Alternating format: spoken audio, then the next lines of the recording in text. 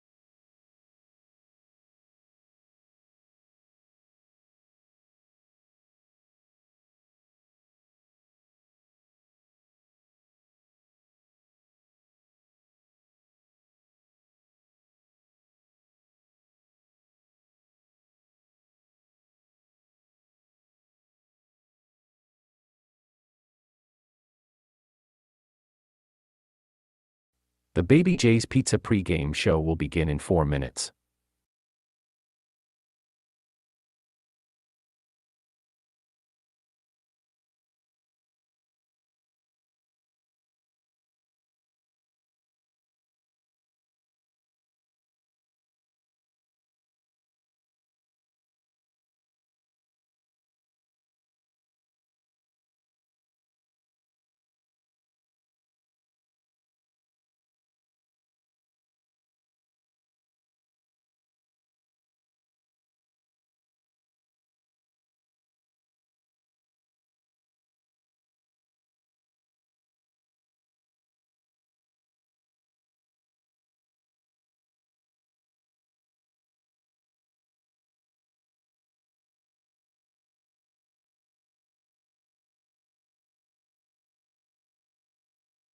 Tonight's broadcast will begin in 3 minutes.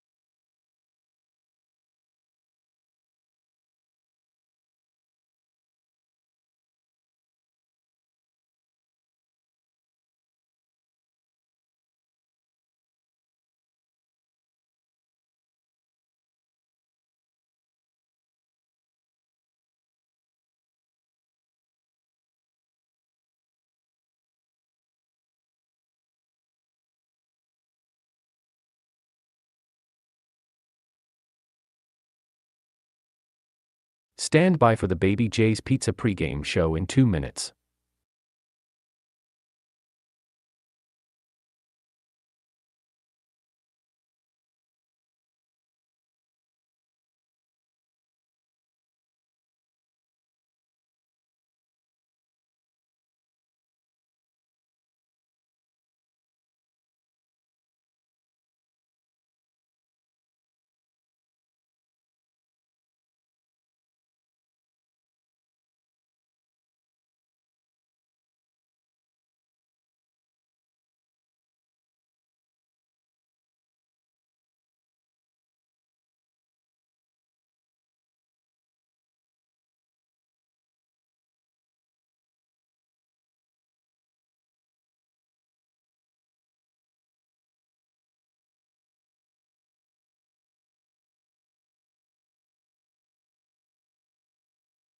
We will begin in 60 seconds.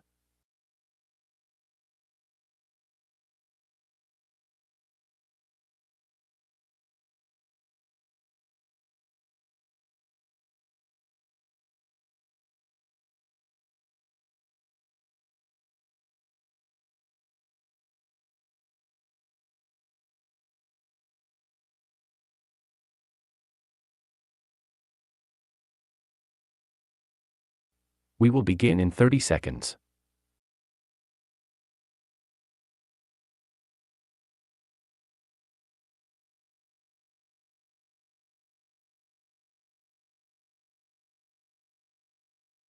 We will begin in 15 seconds.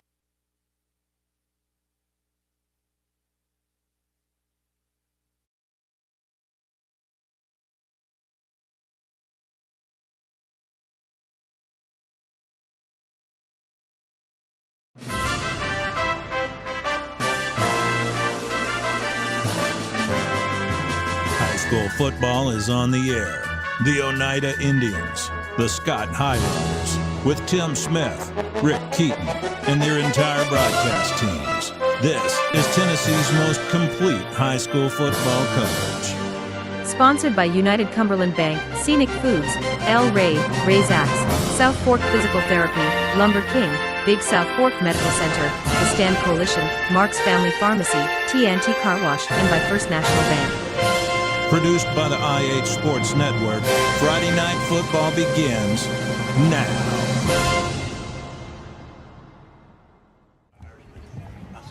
Welcome to Highlander football. Back at Highlander Field this week, the Highlanders are going to take on the Pigeon Forge Tigers out of Sevier County. Welcome to Highlander football. This is our fifth game of the 2022 season, so after tonight we're halfway through our schedule. This is the Baby J's Pizza pregame report. This matchup with Pigeon Forge tonight is a non-region game. Last year at Pigeon Forge, they were able to defeat our Highlanders 35-6. 52nd season of Scott High football. It's also tonight our 2022 homecoming game.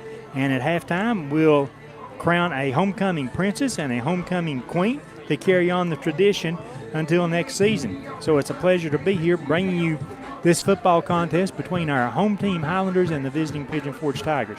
You can follow our broadcast on the IH Sports Network. Go to ihsports.net.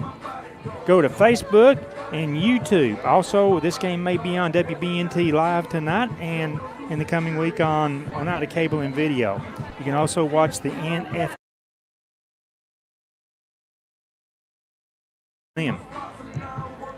The Highlanders tonight come in 0-4 on the season. Last week we went on the road to Carter. Carter whipping on the Highlanders. It was 4-0 at halftime. The game ended at 56-8 as Carter improved their record last week. That was their second win of the season, so our Highlanders still looking for our second win this year. Slugging the performance last week. We couldn't run game, couldn't get the pass game going. Our defense struggled, as you could tell by the score. The Carter Hornets put a lot of pressure on the Scott defense, and tonight we get a different kind of pressure. As Pigeon Forge, they want to run the ball. Actually, run the ball some more. In their last two games, they've only thrown 13 pass attempts. So that's how much Pigeon Forge likes to run the ball. I've got an interview coming up shortly, our sideline preview with Coach Chris Harris. And we talk about the things that he wants his team to be able to do tonight. And certainly one of those is for the offense to find a way to make it happen and to find some consistency there. We've got to, move the ball, pick up first down, score touchdowns, keep the clock rolling, keep the ball away from Pigeon Forge, and with no turnovers. And the Highlanders, basically from the offensive unit, they've done a great job of protecting the football this season. Pigeon Forge, they play in Region 2 3A football. Their head coach is Scott Meadows. Their overall record is 1 win against 4 losses. Last week they fell to Alcoa 46-20, that score. Their only win has been Union County, and they defeated the Patriots 54-0. Their other losses have been to Hampton, the number 1 rated team in 2A football in the AP poll, Sullivan East, Sevier County, and Alcoa. I mentioned they're a run-heavy team, and that is exactly what they like to do. They like to hand the ball off. They've got a tight package. You'll see what we call wing backs, H-backs, however you want to call it. They've got the extra blocking on each end right there, so they like to run that we might call those buck plays. But for Pigeon Forge, that's how they want to control the ball game. Our job as a Highlander unit is for our defense to step up, get stops, and get our offense many more opportunities tonight. We're going to step aside. We're going to take this break. When we come back, we're going to have our Roark's Pharmacy Scouting Report. HL will give us a scouting look at the Highlanders and Pigeon Forge tonight, also an injury update. We'll do all that next on our Baby J's Pizza pregame show. South Fork Physical Therapy is proud to support the Scott High Highlanders and the Oneida Indians. With offices in both Huntsville and Oneida, one of our 6 doctors of physical therapy are always close by. We regularly treat back and neck pain, general sprains and strains, vertigo or dizziness, TMJ disorders, as well as post-operative patients. We accept all insurances and flexible payment plans are available. At South Fork Physical Therapy, we strive to make your experience accessible, affordable, and enjoyable.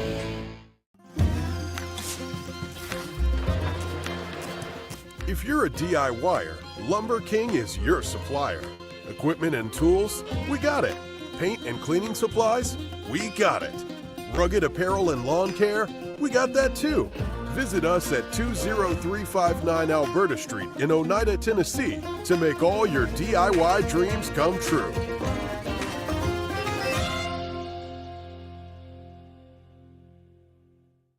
If you vape, you could be inhaling toxic metals into your lungs.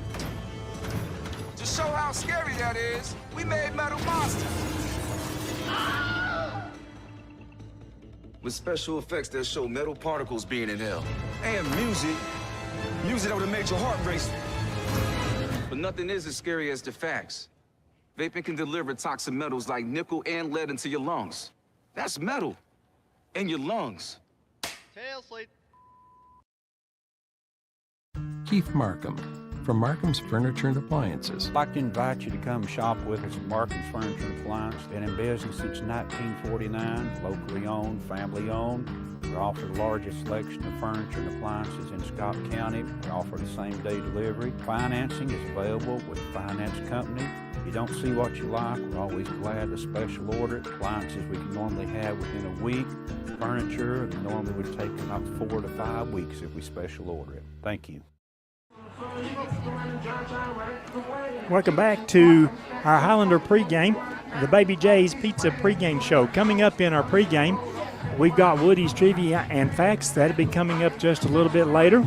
Right now, we're going to send it over to HL side of the table, and we've got our Roark's Pharmacy Scouting Report. At Roark's, we're shaped by the unique community we serve, and H to you are your scouting report and the injury report for the Highlanders tonight. You want to know about my bruised, bent, and broken list? Well, here it is. Will Russ, cracked ribs. He's going to be out for tonight, probably another week.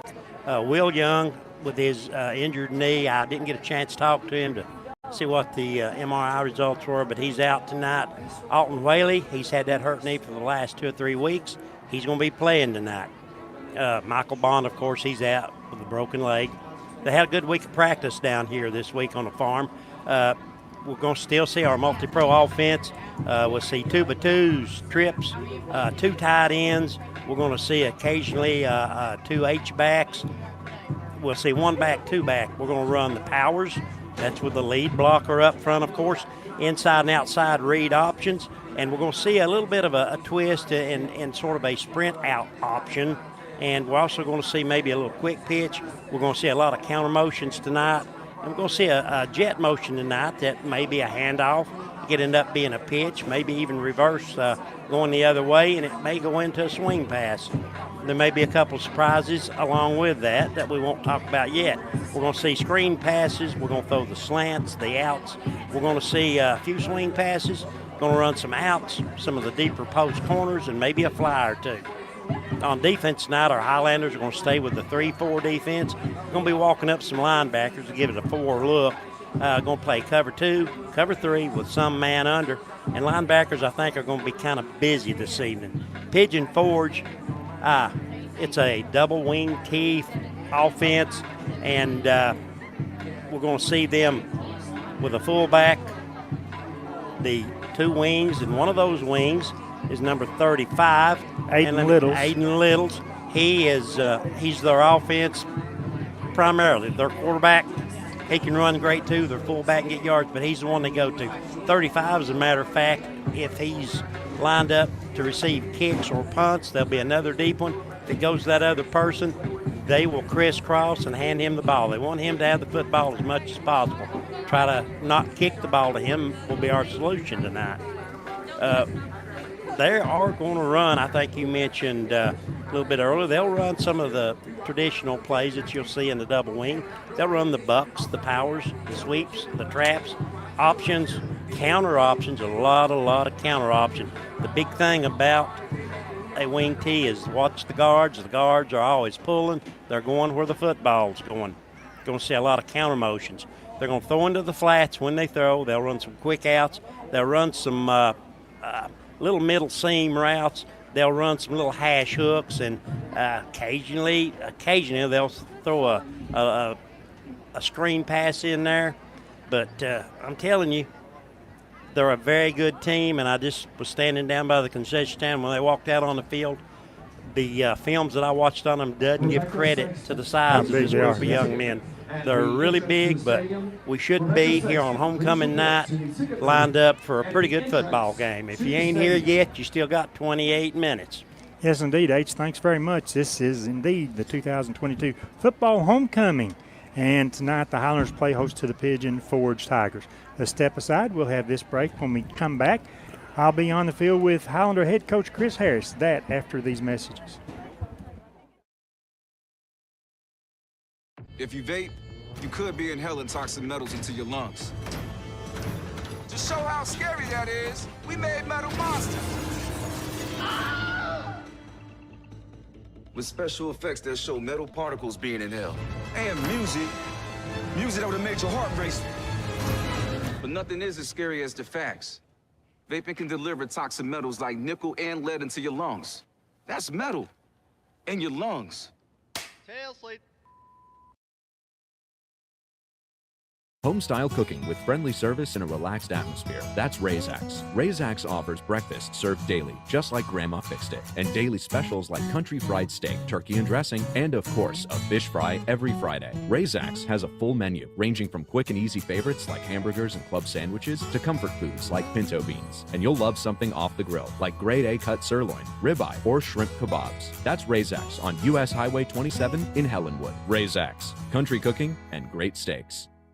Located at 205 East 3rd Avenue in Oneida, Mark's Family Pharmacy is open 6 days a week with a drive-through window for your convenience. But we're more than just a pharmacy. Check us out for gift ideas like plush animals, Candleberry Company candles and fragrances, designer earrings, caps, toys, and more. There's something for everyone at Mark's Family Pharmacy.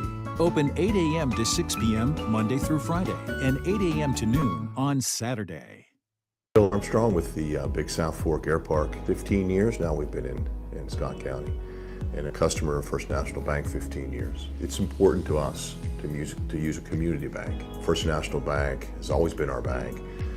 They're large enough to service any needs you have, but there's a sense of community here. It's nice doing business with people that you know.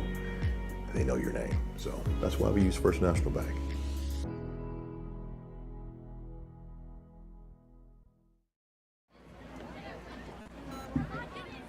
Welcome to our coach's sideline preview. Tonight, the Highlanders at home to take on the visiting Pigeon Forge Tigers. I'm with Highlander head coach Chris Harris in his first season at the Highlander helm. Coach Harris, as always, thank you for giving us a little time with the program this week as we watch practice and the interviews that you give to us. It's a pleasure to do it with you guys. I enjoy it every week, and thankful you guys let me speak with you guys. It is our pleasure. It really is. You've studied. I know you've studied Pigeon Forge. You've seen a lot of film on them.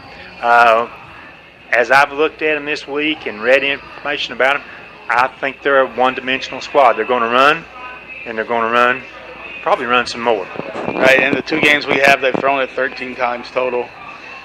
So we kind of feel like if we force them to throw the ball, we will have a better chance tonight.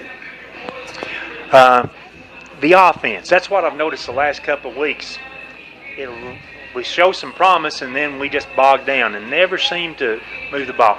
Anything different tonight that you hope to get that unit going? The big word would be execution. We're going to stay the course and not panic and try to reinvent the wheel. We're going to try to do what we do, and hopefully somebody will make a play to get us going, and we'll make another play, and hopefully they'll build off each other in a positive instead of the negative after the last few weeks. Also, and I noticed 2 weeks ago, you really started spending more time, in practice time that is, letting the coaches work with the defense on tackling and pass coverage, and we may not need the pass coverage tonight, but we'll need the tackling part. Right, we're just trying to slow down and teach more fundamentals, and hopefully that'll give our kids more confidence in doing things, because it seems like we make something bad happens, and it snowballs into something bigger and bigger and bigger. Because we've not played a whole game yet. We've played bits and pieces here and there, except for last week against Carter, where we didn't play at all very well. But we'll play a quarter good, 2 quarters. So if we play 4 quarters, I think we'll be a pretty good team.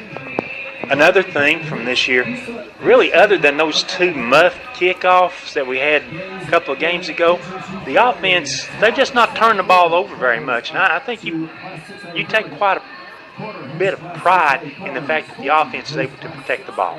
Yes, sir. I hope you didn't jinx us tonight by saying that. Right. But, we try to coach the little things. Don't turn the ball over. Don't give the other offense the opportunity to score. I'm happy if we kick after every possession on offense, whether it either be a punt or an extra point or a field goal. That means we're not turning the ball over. And a long-time observer of Highlander football, this may be the first time in many years now that you've got all the compliments for the kicking game. Your place kicker, whether it be a point after or whether it be a field goal, and then a punter at this stage of the season. Yes, sir. That's rare in my career to have someone that can do all 3 phases. We're able to kick off. We can do onside kicks. We can place the ball on our kickoff coverage team. We can kick field goals. We can kick extra points. And our punter has been a game changer the last couple of weeks, or since he became eligible. Yeah. Mr. Anderson's done a good job, and last week, under duress a little bit, he picked up 2 valuable first downs carrying the ball on a punt attempt. Yes, sir. It was like we saw him running, and we may have to get him some reps at running back. Yeah, an area that you've been thin and probably will be thin the rest of the year. Right. Very true. We've lost 2 guys that could have helped us this year, one to a knee injury, the other to a lower leg injury. So we need to develop a couple more guys. Well, they're still out here. They support you at practice, and it's good to see that. Coach, 2 or 3 things you want to mention real quickly in terms of tonight's game. Don't give up the big play. Maintain drives on offense. No drive killing penalties, and win the kicking game. Very well. Coach Harris, thank you very much. We hope to talk with you halftime and then again at the end of the game. Thanks very much. Yes, sir. It's a pleasure. Go Scott. Go Scott. We'll be back for more Highlander pregame right after this message. Keith Markham from Markham's Furniture and Appliances. I'd like to invite you to come shop with us at Markham's Furniture and Appliances. Been in business since 1949, locally owned, family owned. We offer the largest selection of furniture and appliances in Scott County. We offer the same-day delivery. Financing is available with a finance company. If you don't see what you like, we're always glad to special order it. Appliances we can normally have within a week. Furniture normally would take about 4 to 5 weeks if we special order it. Thank you. El Rey is Scott County's home for great Mexican flavor. Located in Oneida Plaza, we're just up the sidewalk from Walmart. From our fresh chips that are made daily to our chicken or beef fajitas that are big enough to share, El Rey uses the freshest ingredients to serve authentic Mexican dishes that will be a hit with the entire family. Stop in before the game on Friday or pop in on Saturday and watch college football on one of nearly a dozen screens while you eat. That's El Rey Azteca, open until 9 p.m. Sunday through Thursday and 10 p.m. on weekends. Scenic Foods is about freshness, with meat cut in-store daily and special cut upon request. A deli that offers fresh meats and cheeses sliced to your choosing. A produce department offering fresh fruits and vegetables, and of course a full line of competitively priced groceries to meet your weekly shopping needs. Scenic Foods is about value and convenience. Don't have time to cook supper? Try our cheese sticks, pizza, and wings, as well as our fresh-made desserts and side dishes. Need to fill an empty pantry? We have all you need at Scenic Foods, located at 7352 Baker Highway in Huntsville. At Big South Fork Medical Center, our dedicated team of medical professionals are available 24/7 should you or your family need high-quality care. We have an emergency room, inpatient unit, and a range of outpatient services. Big South Fork Medical Center, your local hospital where we're small enough to care, but large enough to heal. For more information on what we have to offer, you can visit our website, www.bsfmedical.com. Welcome back into our Baby J's Pizza pregame show. Right now, let's take a look at the starting lineups, offensive lineups. We start with Pigeon forwards. They're coached by Scott Meadows. They have a total of 54 players on their roster. 11 of those are seniors. Up front, across the line, at tackle, 63 Franklin Lanza. Number 65, Hunter Cole. Number 77, Solomon Jorge. Number 55 is Jonathan Garcia Cabral. And number 54 is Edgar Cabral. The receivers will be number 13, Coven Bright, and number 12, Samuel Brackens. The quarterback, wires number 1, that is Wyatt Howard. In the backfield, or at wingback, you'll expect to see number 4, Blake Hill. Number 14, Aiden Howard. And their leading rusher, number 35, Aiden Littles. That's the Pigeon forward starting lineup. Now the starting lineup. I started to say Aiden Littles. Watch this cat. The one to watch, He's the one that makes our offense go. Now the starting offensive lineup for the Highlanders. And I didn't get a name, so I'm going to stutter around here on that just a little bit. But up front, the offensive line will be number 71, Clayton Carroll. Number 53, Gavin Terry. Number 64, Hayden Mason. Number 77, Adrian Stanley. And number 55, Landon Crabtree is who I expect to start tonight. The tight end will be number 20, Colton Newport. One of the wide receivers will be number 9, Ryland Griffin. The other receiver, number 4, Hugo Henry. We may see number 21, Dawson Spradlin. And I'm told, but I do not have that officially, that he was going to start one of 2 freshman receivers tonight. So we'll see when we pick that up as the game gets started. At quarterback, number 6, that's Brady Strunk. The running back, expected to start, number 10, is Alton Whaley. And after that, maybe number 23, Tommy Fitzgerald, eligible for the full game tonight. We'll see him and a combination of others. The punter's number 35, Ethan Anderson. The kicker, number 4, Hugo Henry. The Highlanders coached by Chris Harris, first season at the Highlander helm. And I'm going to tell you, Ethan Anderson did do a good job on some of those bad snaps over there last week or hard rushes, and he did get ripped a lot this week in practice. And guys, they had a good solid week of practice. The kids were having fun, so you know their attitude is up there where it should be. And it was indeed a good week of practice. Don't go away. We're going to take this break. When we come back after these messages, we've got Woody's trivia and facts. And I'm also going to round out a question from our roundtable this past Monday night under trivia. We'll get to that when we return to Highlander Field after these messages for more of our Baby J's Pizza pregame show. At Big South Fork Medical Center, our dedicated team of medical professionals are available 24/7 should you or your family need high-quality care. We have an emergency room, inpatient unit, and a range of outpatient services. Big South Fork Medical Center, your local hospital where we're small enough to care, but large enough to heal. For more information on what we have to offer, you can visit our website, www.bsfmedical.com. El Rey is Scott County's home for great Mexican flavor. Located in Oneida Plaza, we're just up the sidewalk from Walmart. From our fresh chips that are made daily to our chicken or beef fajitas that are big enough to share, El Rey uses the freshest ingredients to serve authentic Mexican dishes that will be a hit with the entire family. Stop in before the game on Friday or pop in on Saturday and watch college football on one of nearly a dozen screens while you eat. That's El Rey Azteca, open until 9 p.m. Sunday through Thursday and 10 p.m. on weekends. If you vape, you could be inhaling toxic metals into your lungs. To show how scary that is, we made metal monsters. With special effects that show metal particles being inhaled. And music that would make your heart race. But nothing is as scary as the facts. Vaping can deliver toxic metals like nickel and lead into your lungs. That's metal in your lungs. Tail sleep.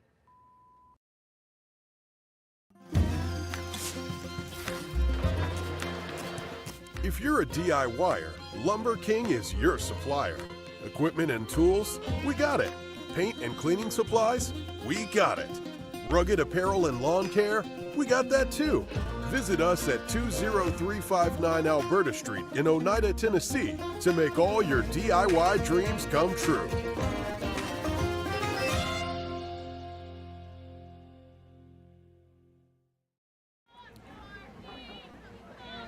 Welcome back to our Baby J's pregame show. Coming up next, we've got Woody's Trivia and Facts. I'm going to throw a little information in here, Woody, before we get started on that. The last on-field win for the Highlanders was October 15th, 2020. That was at Northview Academy, where we won that game 28-12. So we're trying to set history. We're trying to get back on the winning road here tonight. Yeah, I can remember that night. That game stretched out forever, didn't it? It sure did. It was a long game. This past Monday night on the IHSN roundtable from El Rey's, Ben posed a trivia question there. It went something like, who was the first Scott High homecoming queen? I knew the answer. He wouldn't let me tell anybody, and he forgot to tell everybody the answer. But all those who texted in, nobody got it right anyway. But the correct answer to the question, just following this up, Ben, was Linda McGee Burge. Woody came in this evening. We were talking. Woody says, I know who that was. And Woody wasn't even watching on Monday night, so he couldn't call in and answer the question there anyway. But Woody, swinging it over to you. Woody's trivia tonight. Well, you just told what my trivia question was. Hey, guys, I want to tell you something. Back Are you kidding me? Yeah. Since his homecoming, that's what I thought of, being that. But, I mean, that's... Go to year 2 then. Well, but anyway, hey, guys, back at that time. Who was year 2? I know who year 2 was. The Queens were elected by the football players. By the football team. And okay. I remember who we about all voted for. So. Okay, let's go to year 2. Year 2. Okay, tell us on year 2, Woody. No, we'll give you that answer later. Think about who was year 2, and we'll fill in the pieces. I told the guys the other night at the round table, I said, I remember how year 1 and year 2 went because I figured out how to make the system work, and that's exactly what we did. And so Woody now has his second trivia question since I blew up the first one there. I didn't know. Y'all need to talk a little bit. Well, we did, but I forgot to tell him that's what my question was. Well, we got around to the round table question. Right away, Woody answered that. And I said, yeah, that's right, but I didn't know that was going to be his question. So, I mean, that's just the way life goes. Okay. That's the way things happen there. But the next question is from Woody, who was year 2 homecoming queen? I know the answer to that, and if Jason Terry is watching, Jason, you missed all 3 or 4 or 5 years of them last night. And there goes a plane across the horizon to our west. It's making away from us. Hey, here's a part B to that trivia. Not to take over with his trivia question, but Harris mentioned that back when Linda McGee was homecoming queen, the players elected them. Who was the first homecoming queen to be elected by the student body? I wasn't here then, dude. I was. Oh, okay. We'll talk about that when Woody gives us his trivia question there. If we can, Ben, let's step aside for about 90 seconds right here, and we'll be back with more Baby J's pregame. South Fork Physical Therapy is proud to support the Scott High Highlanders and the Oneida Indians. With offices in both Huntsville and Oneida, one of our 6 doctors of physical therapy are always close by. We regularly treat back and neck pain, general sprains and strains, vertigo or dizziness, TMJ disorders, as well as post-operative patients. We accept all insurances and flexible payment plans are available. At South Fork Physical Therapy, we strive to make your experience accessible, affordable, and enjoyable. My name is Wayne King. I'm owner-operator of Baby J's Pizza. We've been in business since 2017, and we think we have the best pizza in town. We have our regular hand-tossed pizzas. We have thin crust. We have thin crust cauliflower. We also offer vegan. We also offer dairy-free, gluten-free. We have low-carb, no-carb. We have a wide variety because we want to serve the best customer base possible and give everybody the opportunity to experience a good pizza. El Rey is Scott County's home for great Mexican flavor. Located in Oneida Plaza, we're just up the sidewalk from Walmart. From our fresh chips that are made daily to our chicken or beef fajitas that are big enough to share, El Rey uses the freshest ingredients to serve authentic Mexican dishes that will be a hit with the entire family. Stop in before the game on Friday or pop in on Saturday and watch college football on one of nearly a dozen while you eat.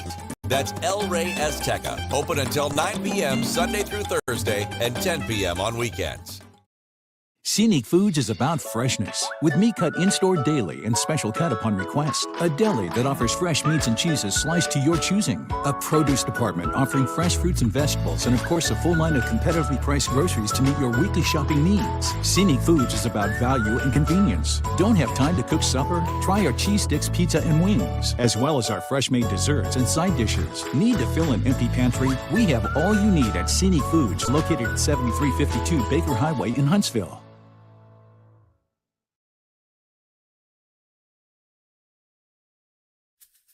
At Big South Fork Medical Center, our dedicated team of medical professionals are available 24/7 should you or your family need high-quality care. We have an emergency room, inpatient unit, and a range of outpatient services. Big South Fork Medical Center, your local hospital where we're small enough to care, but large enough to heal. For more information on what we have to offer, you can visit our website, www.bsfmedical.com.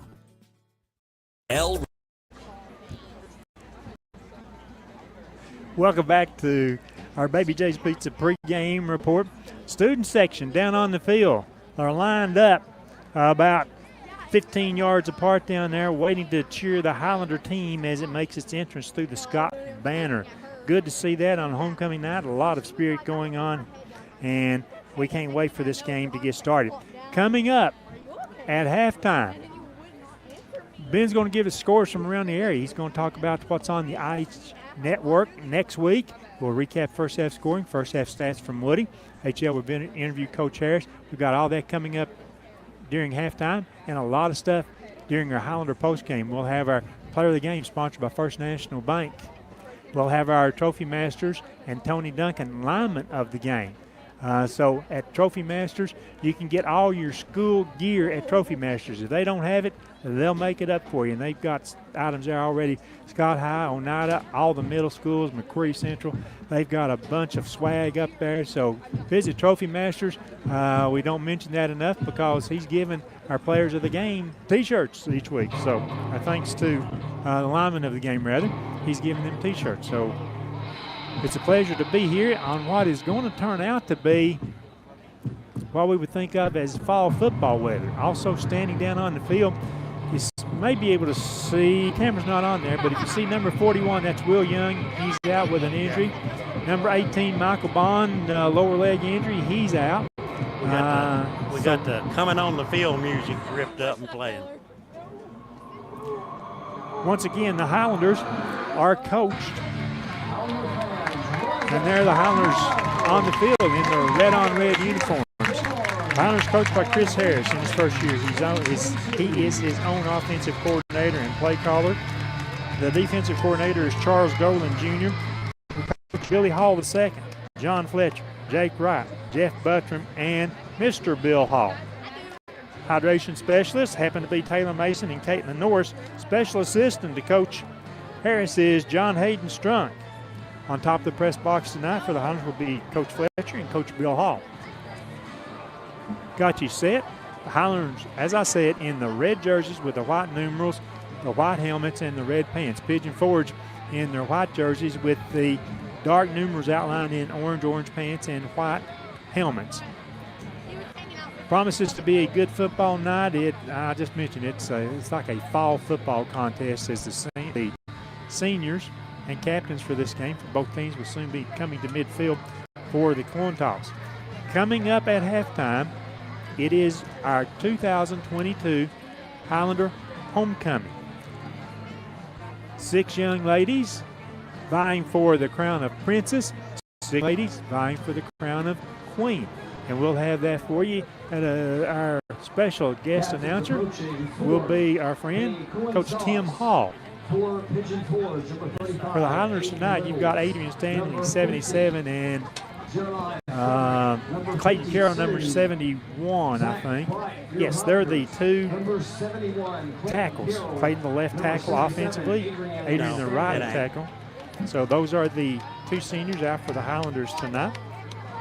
We'll see what happens should the Highlanders win the coin toss. The crowd continues to come in. We know it's homecoming, but still yet we have anticipated a large crowd here tonight. And it's going to be. There's a toss.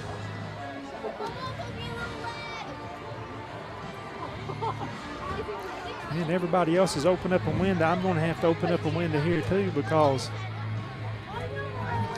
with my glasses and the window glass, I can't see down on the field.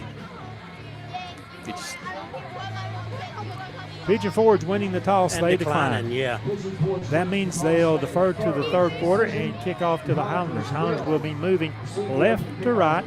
That'll be south to north at Highlander Field.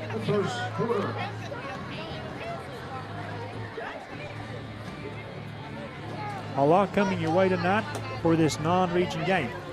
That was not true if you go back to 2020 and before that. We were in the same three class and Region 4 or Region 3 that we enjoyed with Northview Academy, Pigeon Forge, and Gatlinburg Pittman. So we have a history of playing Pigeon Forge, I think, for the last 4 years, maybe the last 6. A little bit longer, last 6 4 would be right, I think. So we have had that history with them, and it would be good for the Highlanders to be able to pick up the victory over Pigeon Forge on our home field tonight. Even though I opened the window pane up, I still can't see now. Okay, Brad Hall is going to be deep along with Hugo He's number Henry. 19, and Hugo Henry wears number 4. That means the Highlanders really, they've got a good set of 5 backs back there, but you've got Rylan Griffin standing right in the middle of that first wave up there, and they anticipate the short kick. They like to pooch the ball pretty much right up the middle. Got some hands, people up on the front line.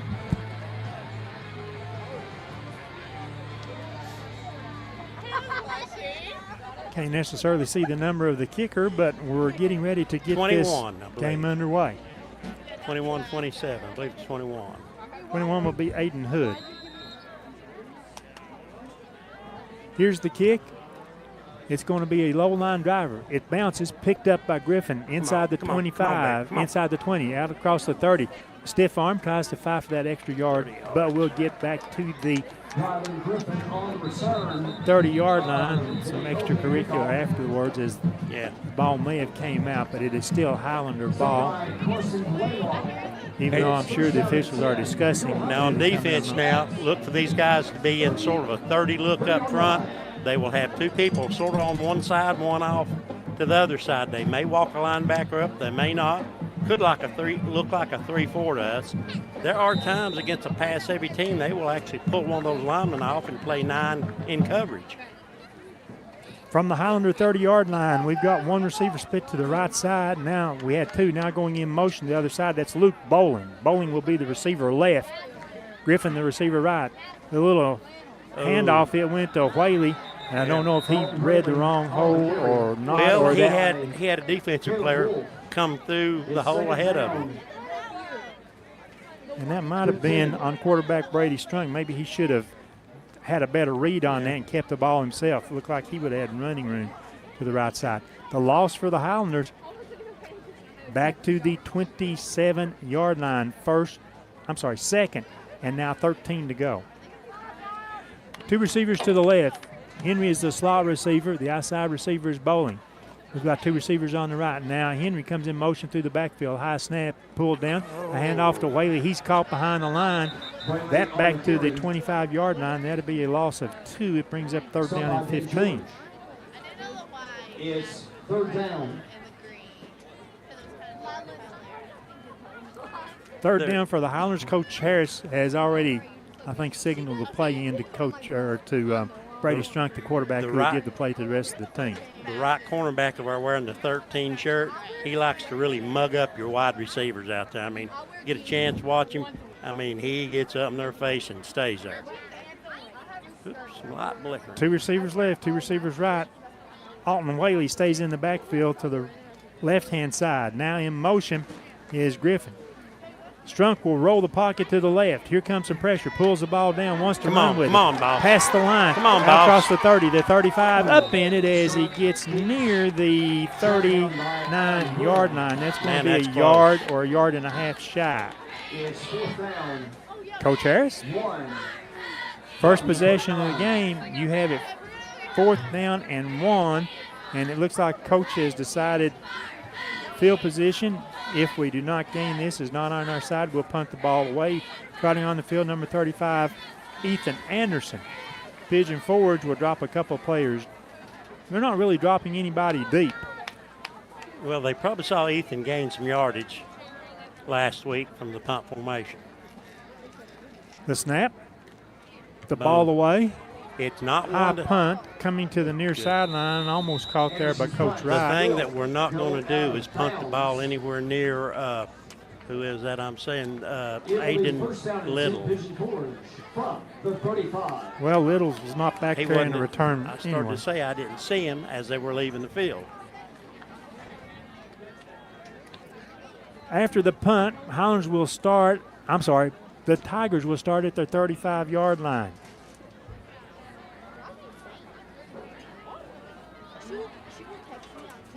Straight power out of the double wing. Toss pitch. Get out here, get That's out here, get Littles out running here. to the near sideline. He's going to finally be taken down across the 40 to about the 44-yard line. At little pitch gives Littles 9 yards on the carry, 2nd down and 1. Littles is number 35, the quarterback number 1, Wyatt Howard. Watch this wing T-like motion employed by Pigeon forwards. Well, I mean, they're good at it, and you usually see somebody moving before the ball is snapped. Like I said, look for a lot of counter stuff. Motion, dive play straight ahead. Breaks past the linebackers. Up the right numbers. Running for the end zone at the 20. Caught up by Griffin, and Griffin will pull the ball carrier down. I think that was maybe Hill that time, for a 1st and goal for the Pigeon Forge Tigers. Huge carry, huge run.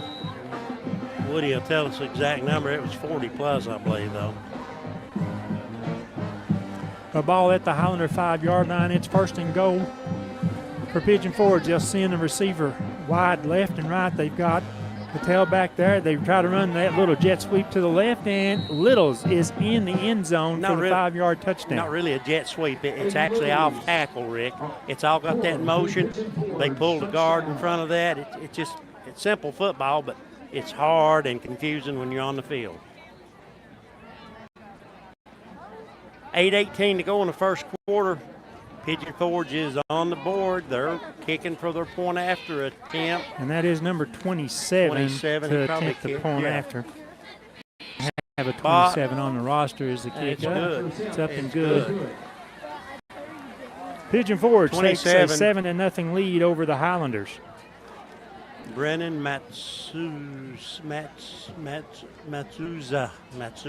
We'll get to that after this message from one of tonight's sponsors of Friday Night High School Football. 7-0, Pigeon Forge with the lead. At Big South Fork Medical Center, our dedicated team of medical professionals are available 24/7 should you or your family need high-quality care. We have an emergency room, inpatient unit, and a range of outpatient services. Big South Fork Medical Center, your local hospital where we're small enough to care, but large enough to heal. For more information on what we have to offer, you can visit our website, www.bsfmedical.com. Welcome back to Highlander football. Highlanders lining up for their 2nd kickoff return of the game. They had the opening kickoff, stalled, punted the ball to Pigeon Forge. They were able to score, and now kicking off to the Highlanders again. They lay that one down on the ground. They squib it along. It's fielded at about the 32-yard line. Looking for running room is Griffith, and he is spun down at about the 37, maybe 38-yard line. Once again, Griffith. That is Landon Griffith, number 2. The stop by Statham. Yeah, you're going to. Hey, I'm dead. Hey, I'm dead. I'm dead. Do what? I'm dead. I'm dead. No, I'm not. Well, we hit the right button over here. 1st and 10 Highlanders. 8 minutes, 11 seconds left in the first quarter of play. Pigeon Forge, a 1 touchdown and extra point lead over the Highlanders. We go in motion with Henry. Try to do a little bobble pass to him. We put it down on the ground. Still fighting for it. It's loose back there, and I can't see if They got the it. Reds Corner have enough official. people there or not. Yes, according to the referee, it is a fumble by the Highlanders. A fumble on play recovered by Pigeon Forge. 1st and 10. That little shuffle pass forward, we did not hand it. Well, it really was forward. That's a forward pass. Should be an incomplete pass. Coach Harris out trying to get the referee's attention about this right here to try to say, look, we shuffle it forward. It's considered as a pass, and it was an incomplete pass. Should still be our ball. Yep. But Pigeon Forge looks like I would still call a timeout and get the referee over there. Pigeon Forge starting at the Highlander 31-yard line.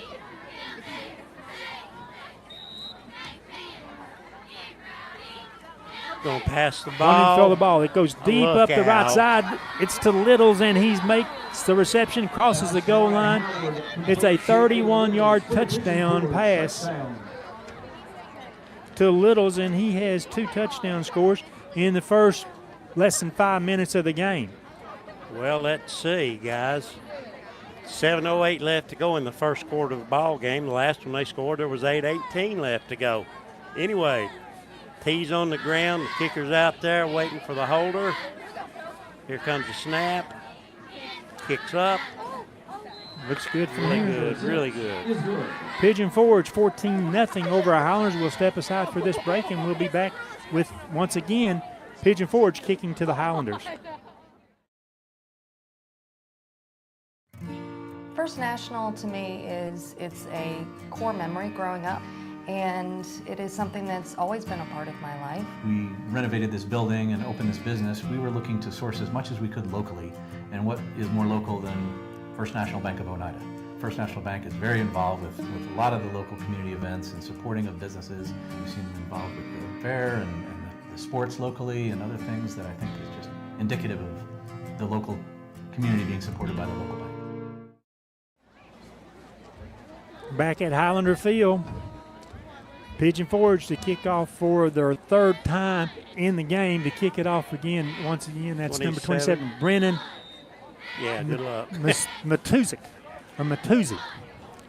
This kick will be high and deep. It's going to be fielded at the 16-yard line. Come on, young. Looking for running room, cuts back in the middle, has some blocks over there, but Pigeon Forge is able to get over and make a nice open field tackle at about the 26-yard line of the Highlanders.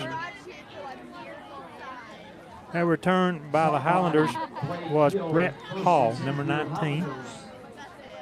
And we were told that they might get, he's a freshman, I believe, get him in on some snaps here early on. Highlanders starting from our own 27-yard line. Last time we had a fumble called by the officials, even though Coach Harris and I argued that it was a shuffle pass forward, should have been an incomplete pass. This time, Strunk dropping, wants to throw the ball, has to pull it down and carry. He'll cross the 35, the 40, the 40, Good I'm sorry, the move, boss. 35. Good move, And boss. Brady out of bounds, looks like spotted at the 35-yard line. That'll be a gain of 8, 2nd down and 2 for the Highlanders. Our first down sponsor is First National Bank. The Highlanders trying here on 2nd down, maybe to pick up that first down, keep this possession alive. Yeah, just move the chains. Move the chains. The running back is Alton Whaley. He stands to the right of Strunk. Strunk keeps himself, First shoots the down. defender across the 40, sliding ahead to about the 42-yard line. It is a Highlander and First National Bank first down. I think for the Highlanders to have some success tonight, we need to see Brady Yeah, he's going to have to do carry that the ball. run option play. He'll have to carry it because obviously Pigeon Forge are really keen on our sole running Now, back. on that read option, they're actually reading on that linebacker. The handoff, Whaley to the left side. Hit, maybe struggles to get back to the line of scrimmage. It will be 2nd down. They'll give him a yard. 2nd and 9 coming up for the Highlanders. Coach Harris signals the play to Brady Strunk. Brady gives it to the team in the huddle. Highlanders will go trips right, one receiver back to the left side. Whiteley to the left of Brady. Brady wants to throw the ball. Looks over the middle, passes up, it's deflected, it's now intercepted. Pigeon Forge with the ball, has a wall up in front, got a block ahead, and then a huge hit by Alton Whiteley to knock the returner out of bounds. That was number 5, Judson Stratham, on that pick. It's first down and 10, Pigeon Forge at the 24.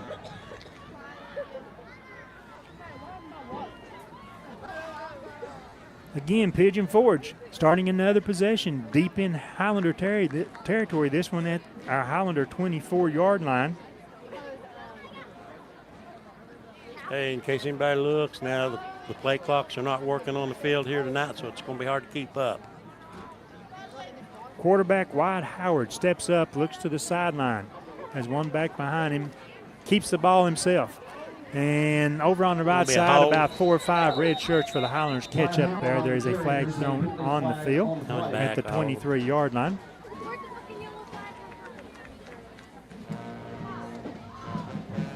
Waiting on the referee, the initial indication is chop block. Whoa. I was looking at a hole. Well, we know that cut block is an emphasis with officials, and that's the first one of those we saw this year, I think. Yeah, we've even come close to seeing. That's a 10-yard mark-off. The ball goes back to actually from the spot of the violation, goes back to the Highlander 33-yard line. It is still, first down. Okay. First and about 20 to go. Now they're going to, I think, talk about the spot. Well, is the cut block a 10 or 15-yard penalty? We see it so infrequently, I do not know. But Pigeon Forge going on back. It should be another 5-yard mark-off. There we go. I don't know if he went 5 or not, but it's close. Well, he stuttered on that last step before putting it down 5 yards back. It's now the Highlander 38-yard line where Pigeon Forge has it first and about 25 to go, 24, something like that. Looking for Littles to come to the left. Stop. Good Pull hit down there. Nice job by your man. Is that Bill, 55 out there, Landon Crabtree? That is. Wild Bill. Good tackle there. I was going to ask how he got the nickname of Bill, but now no. Pigeon Forge, again, they'll run an option pitch. Caught in the back, bomb down. Clayton Carroll with the tackle, slowing him up. Elijah Fletcher got back there, read the quarterback. Coach has harped on that all week. We got an assignment for the quarterback, the fake back, the dive play, and the pitch back. We've got to do our jobs, and couldn't have gotten any better that time. Back at the 43-yard line, that's a loss of 5. It's third down and about 34 yards to go for Pigeon Forge. As they break the huddle, they've got a wide out left, one to the wide right side of the field. They've got the wingbacks in place. The quarterback rolls. Here comes Carroll in his face, and boom! Carroll done a real good job of holding up the offensive player right there and sealing that edge, and the other players come from behind to make the tackle. The loss back to the 50-yard line, so at least defensively, the Highlanders, the right defensive calls and the right effort on the field. This will force Pigeon Forge into their first punt of the game. Low snap, kicked away. Nice end over end high kick. Griffin pulls it down. Nice to little defender does. Heads back to the sideline across the 25 to the 26-yard line where the Highlanders will have it first and 10. That was one nice defensive series by the Highlanders. It really was. I don't know what adjustments may or may not have been made off the sideline, but we just got a whole lot more aggressive. Intensity has really turned up. 2.5 minutes left in the first quarter. Highlander football. We start this possession at our own 26-yard line. Now move the ball. Yes, they did. Back a yard. And now a whistle taken. It looks like Coach Harris is going to take a timeout. to talk with his team. So we'll take the timeout with our Highlanders. 2 minutes, 31 seconds to go in the first quarter. It's Pigeon Forge, the visiting team 14, our own Highlanders 0. We'll be back after this break. The superior technology of fiber optics carries a communication signal that is more robust and reliable than older technologies. Connecting homes and businesses directly to fiber optic networks enables enormous improvements in what bandwidth devices are capable of delivering. Experience Highland Communications world-class broadband, delivered over Highland Telephone Cooperative's fiber optic network to make your online experience extraordinary. Highland Telephone and Highland Communications. World-class connections with a local, hometown touch. Highlanders come back from their timeout. They have the ball 1st and 10 after forcing a punt from Pigeon Forge at our own 26-yard line. The Highlanders have 2 receivers to the right, 1 back to the left. We keep 2 backs in the backfield, both lined up behind Strunk. Now Strunk goes in motion to the left. High snap. They give it to Whaley. Whaley tries to fight from running room, gets back to the line of scrimmage. We put Luke Bowling in the backfield also. Yeah. Strunk goes in motion to his left. The direct snap goes back to Bowling. He hands it off to Whaley. That's sort of a little bit of a distractive type play. Not really a trick play, but. And one the Highlanders have not ran this year. It was just put in at practice this week. Twins left, Twins right. The back in the backfield is number 10, Alton Whaley. Jumping in the neutral zone, the nose tackle for Pigeon Forge. You said a 2nd down and 9. It's going to be 2nd down and 4 for the Highlanders. Following the mark-off penalty, it will bring up 2nd down. 4. Highlanders keep the same formation. Twins each side. Whaley, the running back, to the left-hand side of Brady. Now in motion through the backfield will be Griffin. High snap, pulled down by Brady. Carries the ball, tries to get outside, and runs over a defender fighting for yardage. He will pick up maybe in 2 yards. Depending on the spot, he may be within a yard of the 1st down. There's a flag down over there at also. the end of the play. Yeah. I would say face mask, but, I'm up here and the officials are down there. Well, you're about to find out. And while I don't always like their calls, I defer to it. Hold against the Highlanders.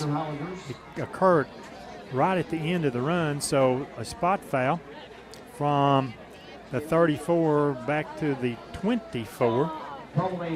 It will be 2nd down Highlanders, 2nd down and a long 12 to go. We see bodies come onto the field. They put the wide receiver package in. Henry will split to the right. Coming outside of him will be Dawson Spradlin, number 21, slot receiver next to the line of scrimmage is Griffin. Brady wants to throw the ball, steps up into the pocket, has to pull it down to carry the ball now. Off from behind, and he'll pick up maybe 4, bringing up 3rd down Highlanders, 3rd and long, 8 to go. 45 seconds left in the first quarter of play. Already, as I mentioned, the 4th offensive possession for the Highlanders in the first quarter. That's because Pigeon Forge had a couple of offensive possessions that they turned into touchdowns real quick. No play clock. H mentioned that a while ago, so the back judge keeping the time on the field down to 5 seconds. 4. And Strunk wants to roll. Here comes pressure from behind. Lobs to the sideline. Griffin was open, but yes, thrown more out of bounds than it was to Griffin. So it's on 4th down, apparent that the Highlanders will send their punt team out. Down to 12 and a half seconds in this first period of the ball game. Pigeon Forge this time will drop Littles back to return the Anderson punt.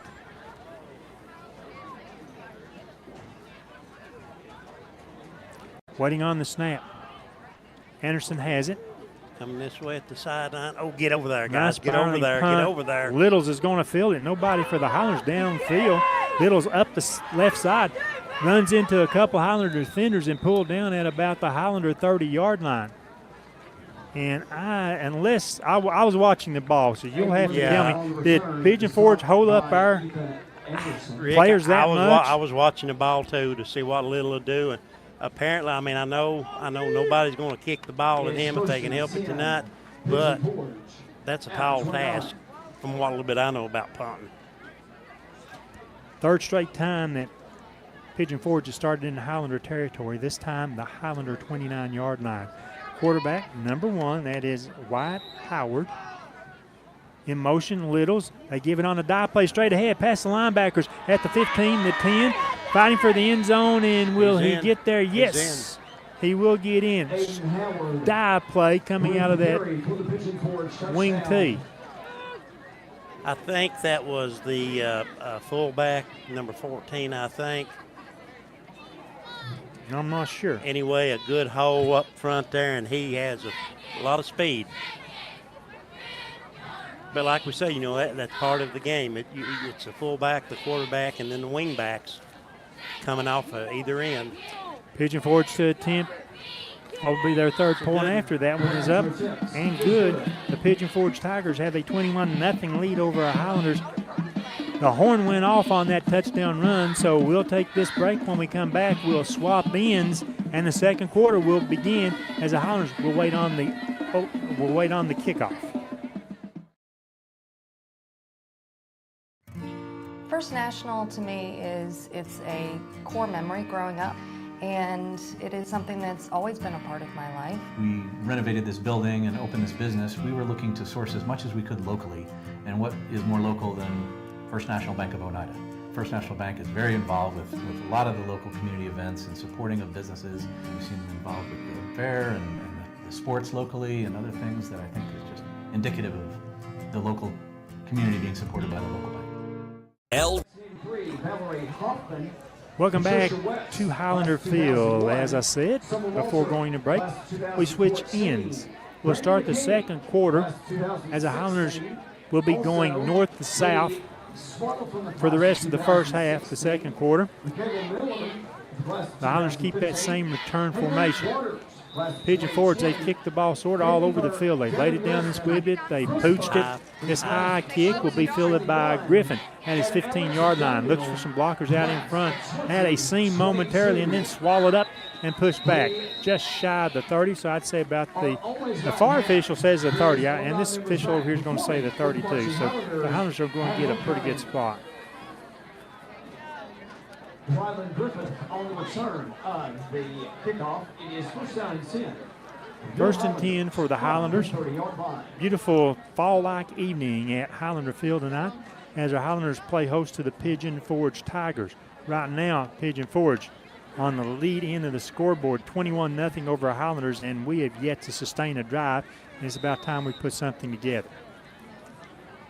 At least Strunk, the quarterback. First downs. Here we go. Keeper, he took the pocket of Whaley, fights forward to the 34-yard line, a gain of 4.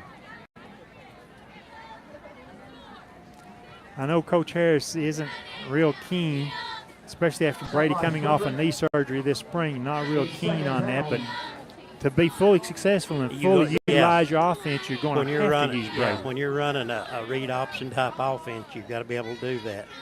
Receiver right, that's Griffin. To the left, that would be Luke Bowling. That's Whaley still in the backfield. Brady was trying to draw him off sides. Instead, hands off to Whaley. Whaley bounces to the left, tries to get outside, and falls forward to about the 39-yard line. That'll be 1 yard short of a first down. Get up, No. Well, he stopped the plan. He saw the tackle coming at his knee. He stopped the plan. I think got too much weight on that left knee. He might have right there. There's a little soft spot all next to the sideline down there. Oh, everywhere from the 20 to the 20, from the 9, well, actually from the hash marks on in, was wet on this side of the field last night. Personal foul against Pigeon Forge. After the play, that will be a 15-yard mark-off, and it is a Highlander and First National Bank first down. That will take the Highlanders for the first time into Pigeon Forge territory at the Pigeon Forge 46-yard line. 11:05 remaining in the first half.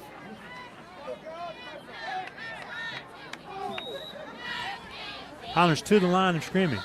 Strunk is there in the quarterback position. Now moves Newport as an H-back, reverses him back to the right side. The handoff to Bowling, tries to get outside, turns it up, and will pick up 1, maybe 2 yards for the Highlanders. Got a couple on that. Good bowling on the carry. Stopped by Catlett. And I think as of last week, Second down, 8. Luke Boland had never played a running back position at Scott High until last week, pressed into service. And now he's worked that position a lot this week in practice. He did the receiver work, the running back work, and he's also been doing some work on defense. Strunk from the shotgun moves Newport right side, reverses back to the left.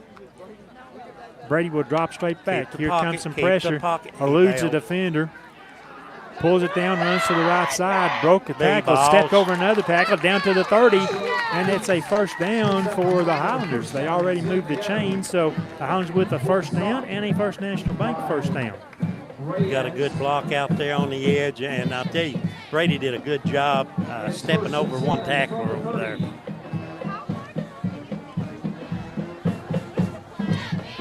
First and 10 Highlanders at the Tigers' 30-yard line. Highlanders have Henry split wide left, Griffin to the right, up the side of the field now. Newport in motion once again, reverses to the left. Strunk wants to carry it, late toss pitch, it goes to Boland, played very well by that outside linebacker Tried to or run cornerback up tight. Tried to run the option right there. I don't know if it was a muddled read on the one you pitch off of, but Carson Blaylock made a good play. He made a good play. He was right there, and I think Brady might have been better holding on to that one. But anyway, second down after a loss of a couple.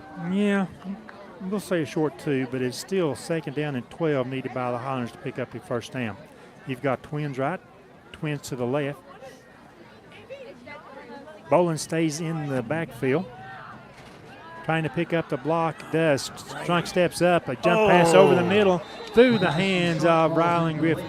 That was actually a nice look by Strunk. And the pass, 9 times out of 10, I think that Ryland catches that ball. Well, another thing is Ryland's looking in at that and sees Brady start moving. He probably mind goes to block because Brady's running. 3rd and 12 for the Highlanders.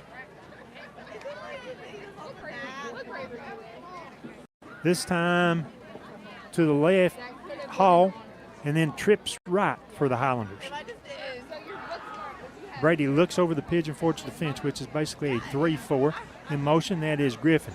Here comes the drive off the right side. Brady gets the ball away, intending it for Griffin. The ball down, and the official has already waved it off. Yeah, he was out of bounds.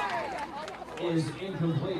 Nice effort by Ryland. Under some pressure, Strunk made a pretty decent throw, got it within catching distance anyway. 4th down for the Highlanders, 4th and 12. The ball at the Pigeon Forge 32-yard line.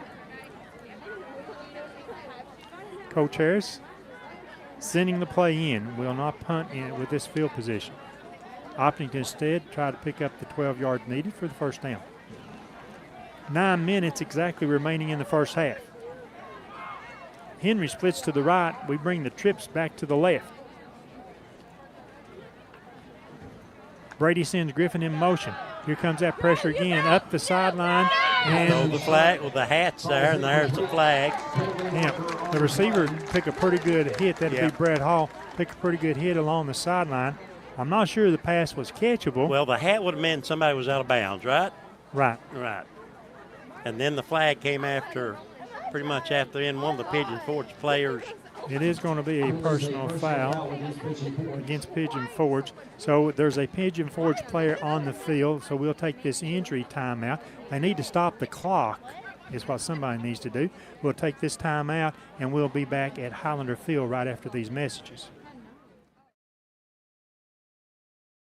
Hi, I'm Michael Laxton, President and CEO of United Cumberland Bank. At UCB, we know that being involved in the community is really important, and the Chamber is just one of the ways that we do that. We do outreach through the schools. Specifically, we love local sports programs, help out with several playgrounds across our markets.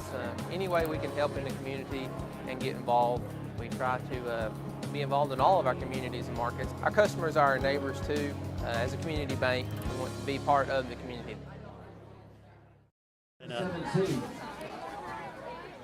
Welcome back to Highlander Field. By some interpretation, we believe the Highlanders will have the ball after a benefit. The benefit, well, we get a first down. It's also a First National Bank first down, as the Highlanders will have the ball inside that red zone now at the Pigeon Forge 17-yard line. We think they call a personal foul against Pigeon Forge. What, why, where, and where, we don't know. He just signaled as a personal foul. Up here and in high school football, which I think needs to change, they need to mic up the officials so that they can tell, because the coaches want to know who has committed a penalty out there. And for the sake of my job, I want to know. Well, what we're doing right now is Pigeon Forge taking a timeout. Yeah. Let's stay right here. We'll see if we can make little heads and tails out of it a little bit. Are they going to reverse possession? The Highlanders had Hall going up the left sideline. Hall was hit when the ball was in the air. To us, that probably would have been a pass interference. The official calls it a personal foul. So it was something that happened somewhere else on the field besides where the receivers are, unless they call it a leading with the headgear. When he threw his hat, was that because Hall was forced out of bounds by that defensive player? And then a little something, guys. 1, 2, 3, 4, 5, 6, 7. Wait a minute. Pigeon Forge got the ball. That's what I said. Somewhere along the line, Ben was right. I don't know. They're reversing it, yeah. Well, that's awful officiating because it was not after the play at all. It should not have been a dead ball foul. But since it was a dead ball foul, it was on 4th down and they get the ball. Pigeon Forge tries to run Littles. The ball is fumbled and it goes out of bounds. Will on the carry. Ball is fumbled out. Let's set this up. Pigeon Forge has the ball on their 17-yard line.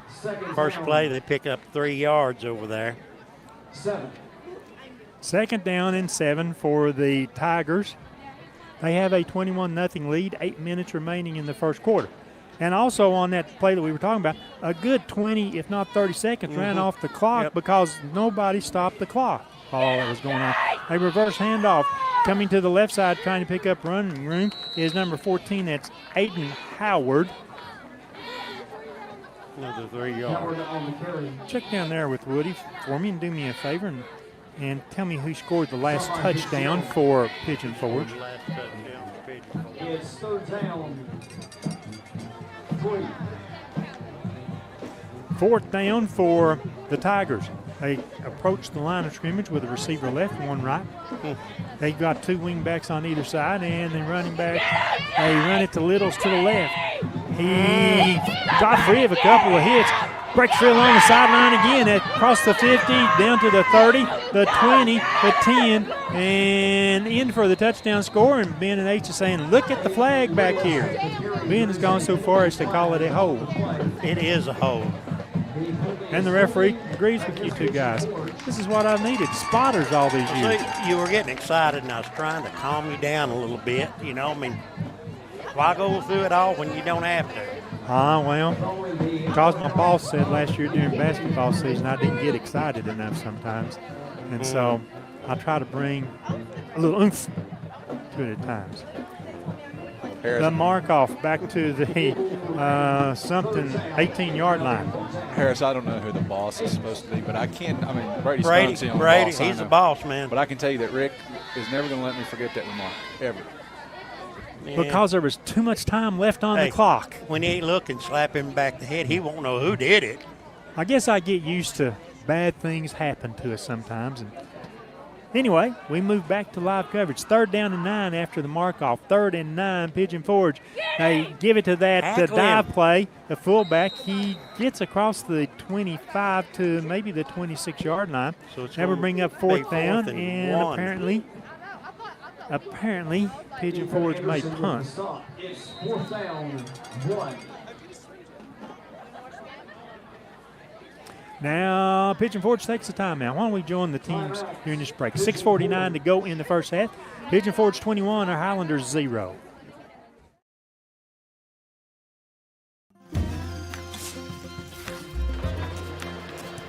If you're a DIYer, Lumber King is your supplier. Equipment and tools, we got it. Paint and cleaning supplies, we got it. Rugged apparel and lawn care, we got that too. Visit us at 20359 Alberta Street in Oneida, Tennessee to make all your DIY dreams come true.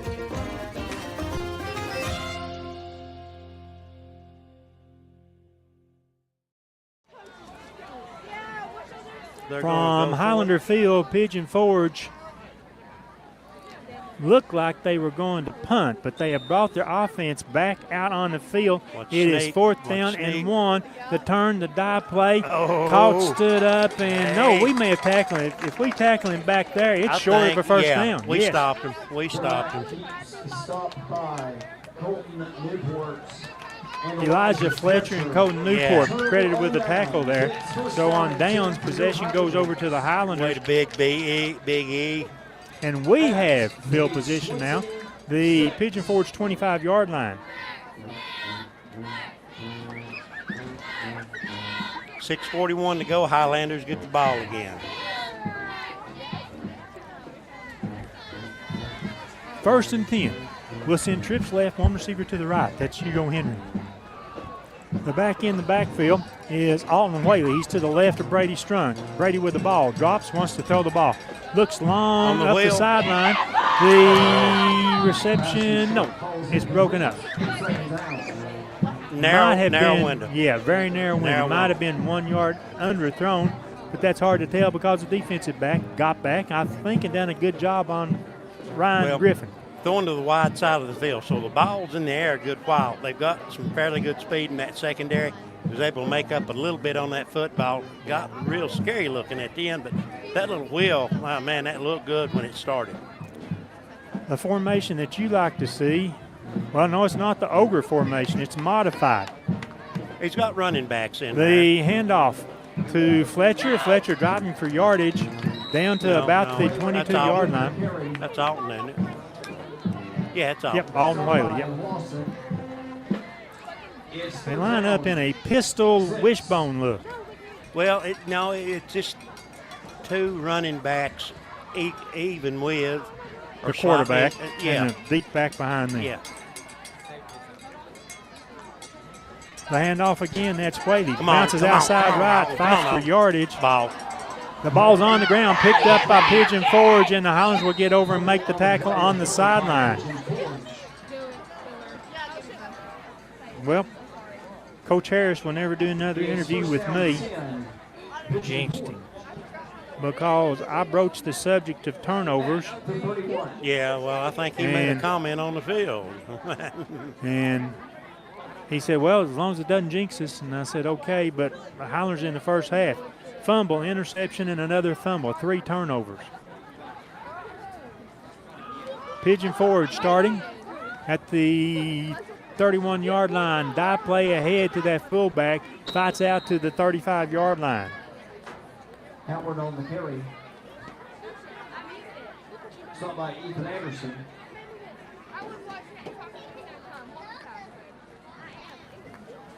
Second down 5 for Pigeon Forge. You wanted a little bit smaller front up there. Big Steve comes off. Bull Creek goes in. We'll explain these names later. Steve Abney, Zane Lau. The turn, the handoff, Littles trying to sweep left. Grab him. Broke out of the first wave of tacklers. Still driving into Highlander territory. Inside the Highlander 45-yard line. Looks like the Highlander 44. That's a first down for Pigeon Forge. About a 20-yard gain there, more or less. Clock down to 5 minutes. Nolan Cotton, Ethan Anderson, after picking up a Pigeon Forge first and 10 at the 44. Tigers ball. Penalty flag thrown by the umpire.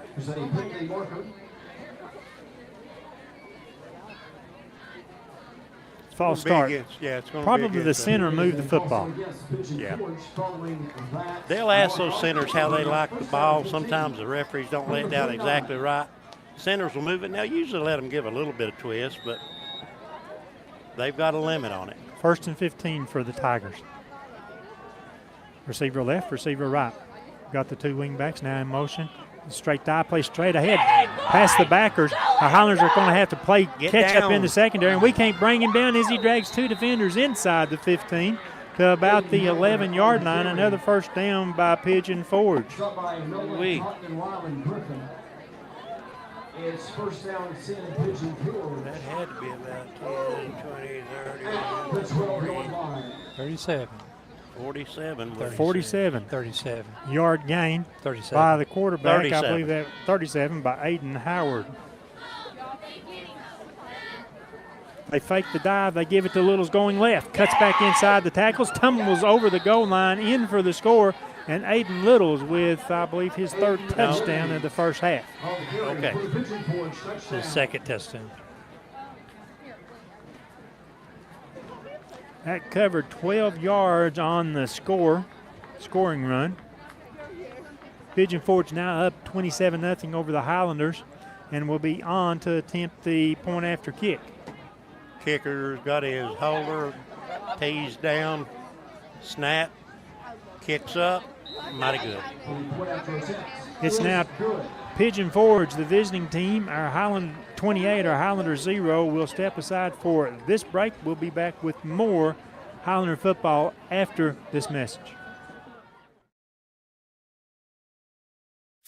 At Big South Fork Medical Center, our dedicated team of medical professionals are available 24/7 should you or your family need high-quality care. We have an emergency room, inpatient unit, and a range of outpatient services. Big South Fork Medical Center, your local hospital where we're small enough to care, but large enough to heal. For more information on what we have to offer, you can visit our website, www.bsfmedical.com. They have a fear about getting down there. Welcome back to Highlander football. New feature this week on our IHSN broadcast. You can see the scoreboard, game clock, and the score. 28-0. Pigeon Forge on top of the Highlanders, and the Highlanders trying to get something good going in the first half. Been making mistakes. Just clean up the mistakes, and the game will come back. This kick is going to be a pooch. We catch it on the first bounce at the 25-yard line, and getting about 2 yards. There was Rylan Griffith on the carry. Ben says, was that not leading with the headgear? Probably it was. But as we're learning, and some night on the IHSN roundtable, I need to get 5 minutes so that I can talk about spatial awareness. It's very important. Hey, y'all need to get a couple of officials on there, you know what I mean? 4:01 left in the first half. The Highlanders will send two receivers each side. The ball on the near hash. Whaley, the running back. Here comes Strunk. Wants to throw the ball. Forced out of the pocket. Has to carry it himself across the 30 to the 35-yard line. Out of bounds from there. Looks like that'll be a gain of, we'll say 7. Second down and 3 upcoming for the Highlanders. Clock is, I want to say, well stopped. It's Brady not, it just continues to Brady run. has got a little jittery. If you notice, there's times when he should be able to step into that little bit of a pocket, but I guess he don't trust it, and he breaks out just a tad early maybe. And I'm just saying, this is what I'm saying anyway. Again, twins each side as Strunk again will drop to pass the ball. Got good protection. Short pass goes to Griffin. Pulls it down 5 yards. Has the first down as he's thrown out of bounds at the Highlander 39-yard line. It's a Highlander and First National Bank first down. Stop the clock. 3 minutes, 15 seconds remaining. Just shy of the Highlander 39. Brady went halfway to the sideline to get the play from Coach Harris. Luke and Hall this. Two receivers again each side. Good got him. coverage. And through the hands of Hall. I think he misjudged ran a little 10-yard down and turned around, and the ball was there. And the ball may have gotten there before he actually got out of the break and turned. It seemed like he misjudged it. He was getting ready to jump, and the ball was done going through his hands. Sometimes it takes more than a few minutes to get used to being under the lights. Second down 10 Highlanders. Strunk again wants to throw the ball. This time he comes outside Again. to Newport. Off of his hands, incomplete. Luke Boland made a great try to get that ball before it hit the turf. Third down, 10 Highlanders. I believe was the same play by Coach Harris, just different receivers in there, and we'll see what he comes back with. I mean, man, it's open. It's open right there. There's no coverage there. Now he's going to scoot over. Now he's going to change coverage. We're going man under here. There's 13. Like I said, There's Strunk with the ball. He rolls out. Oh. And on the move left, could not get the ball to Bowling as the pass behind him brings up fourth down. Yeah, Luke was moving across the field one way. Quarterback Brady Strunk moving the other way, and just a hard thing to do. Ethan Anderson's on the field with the rest of the punting squad for the Highlanders. See where that man wearing 35 is, and do not punt him the football. Anderson there. Snap. This one he punts to the Highlander side of the field. It's going to get a bounce. Get down there, red shirts, and pick up the ball. Good Boom. hit. The ball's loose. Going for the ball, a couple of Pigeon Forge players, I think they had the advantage, and they'll get the ball. Whoever put the hit on Landon Crabtree. Number 55. Yeah. That's twice. Thought there for the longest time nobody was going to get down there and tackle the returner. That's twice he's made some big hits there. Yeah. Well, now he's quick, and if he gets ahead of steam, he's going to pop somebody.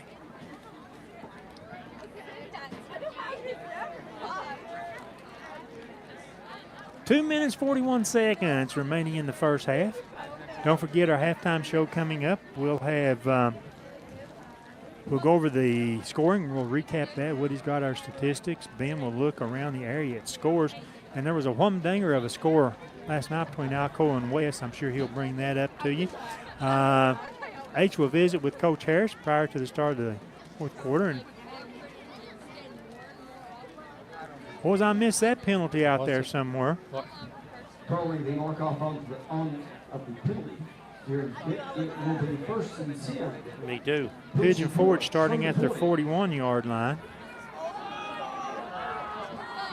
Nobody knows why, but there was a 15-yard mark-off against the Highlanders. Caught in the backfield. Carroll will sling quarterback Howard down. Carroll with the sack. It's second down. Second and about 14 for Pigeon Forge. Clock running in the first half. 2 minutes, now 22 seconds left in the half. It's Clayton's third sack. I thought he played awful well. They've got some younger kids in there. The handoff dive once again. This time caught, stood up by the middle of the Highlander defensive line. Maybe Jace Clowick, Look out, number Bill. 75 Look out, on Bill. the tackle. Don't get that last shove in there, Bill. Don't do that. Chase Floyd. Clock running, 1 minute 50 seconds left in the first half. The loss back to the Pigeon Forge 37-yard line. That'll be a loss of 1. It's third down and 14 now for the Tigers. Clock down to 140. All that we got left in this half. Tigers to the line of scrimmage. Receiver wide left, right in front of the Pigeon Forge sideline, and one to the right side. Dive play again. Past the linebackers, caught by Landon Griffin. Pulled down after a gain of, I'm going to say 12 yards. 12 on that one. It'll bring up fourth down and 3. Fourth and 3 for Pigeon Forge. They keep their offense on the field as quarterback White Howard looked to the sideline, came back to the huddle. This time Twins moving to the right side of the Pigeon Forge offensive formation. They've got a short receiver to the left side who now goes in motion. Trying to run that option pitch, and the Highlanders are going to get their second stop on downs in the first half. So there have been times that our defense has played just lights out. 48 seconds go in the half.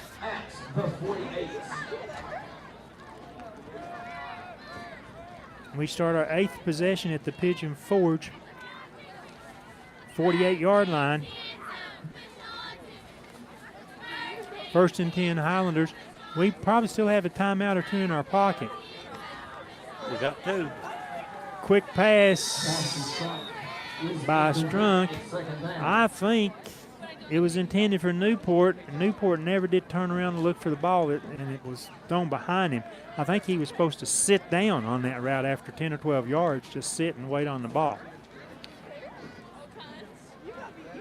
Pigeon Forge shifts that defense. They go back to that over-under 2 look. Trips left, one receiver right. Now they shift rotate, that again. rotate. Strunk, rolling right, looking for someone to throw the ball to. Now stops, reverses, goes back to the right side.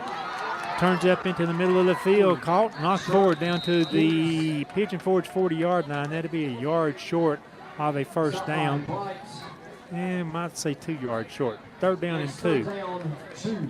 25 seconds left in the first half. Coach Harris trying to decide to take a timeout and does take a timeout now. With 21 seconds remaining in the first half, let's stay right here. Let's talk about a few things. Let me tell you something now. You're talking about the defense, and I didn't get into the defense good, but they will do that. They will be in 2, and then at the last second to disguise their coverage, matching up with different formations, they'll rotate one of those safeties down, be a single coverage over there. They'll be playing a man under with just pretty much a single safety out over the top. Right. 3rd down and 2 Highlanders.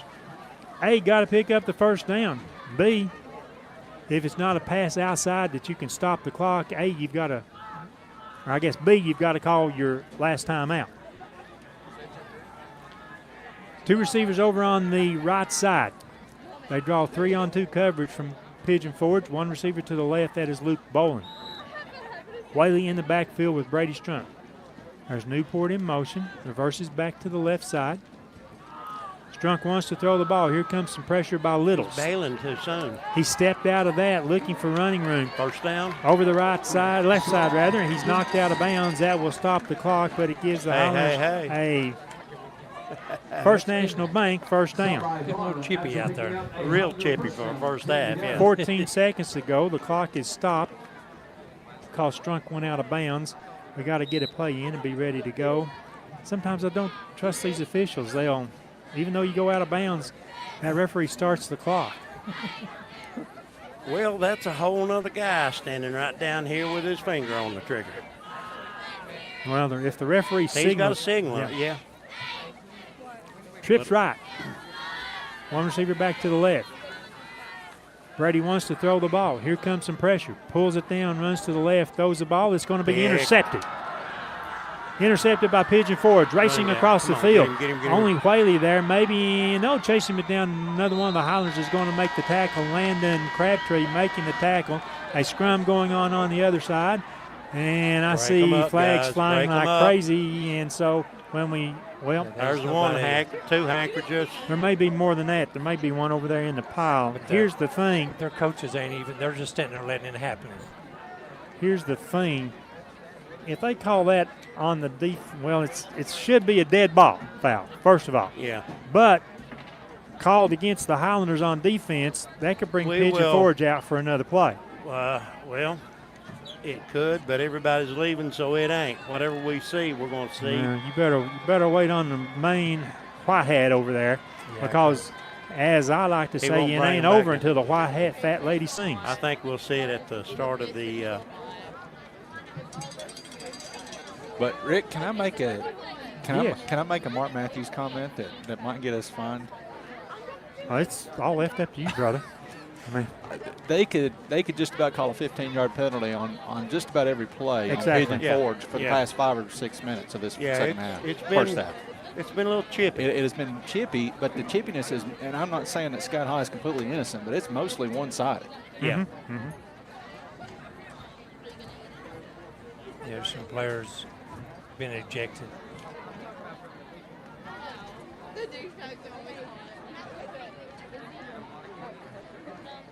And from Coach Harris's reaction, I would say that's not good news for Scott High. Well, I would say so. I would say we'll lose probably 2. Yeah, I know. And they should lose at least 1.